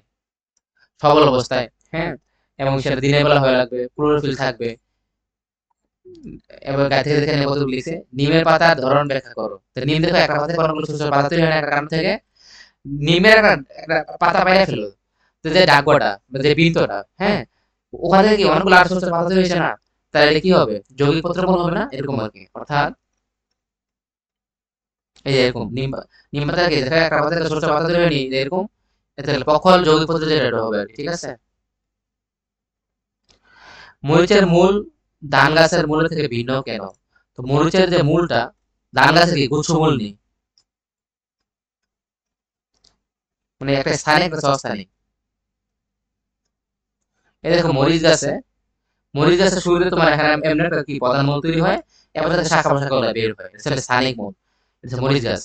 আর এদিকে যেটা তোমার ধান গাছ, এটা হচ্ছে গুচ্ছ মূল, এটা কোনো প্রধান অংশ থাকে না, এটা হচ্ছে কাণ্ড থেকে তৈরি হয়, বিভিন্ন অংশে ভাগ করে দেয়, তাই না? এই জন্য এটা আলাদা। ঠিক আছে। তো আজকে এই চ্যাপ্টার আজকে এতটুকু থাকলো, এটা ভালো করে পড়বা, ওখান থেকে প্রশ্ন আসবে। প্রশ্ন আসলে অবশ্যই চিত্র আঁকে করবা এবং সুন্দর করে ব্যাখ্যা করবা, ভালো করে রিভিশন দিলে তাহলে পারবা। এরপর সাজেশন আমরা পরে দেখবো। তো এই চ্যাপ্টারটা ভালো করে পড়বা, ঠিক আছে?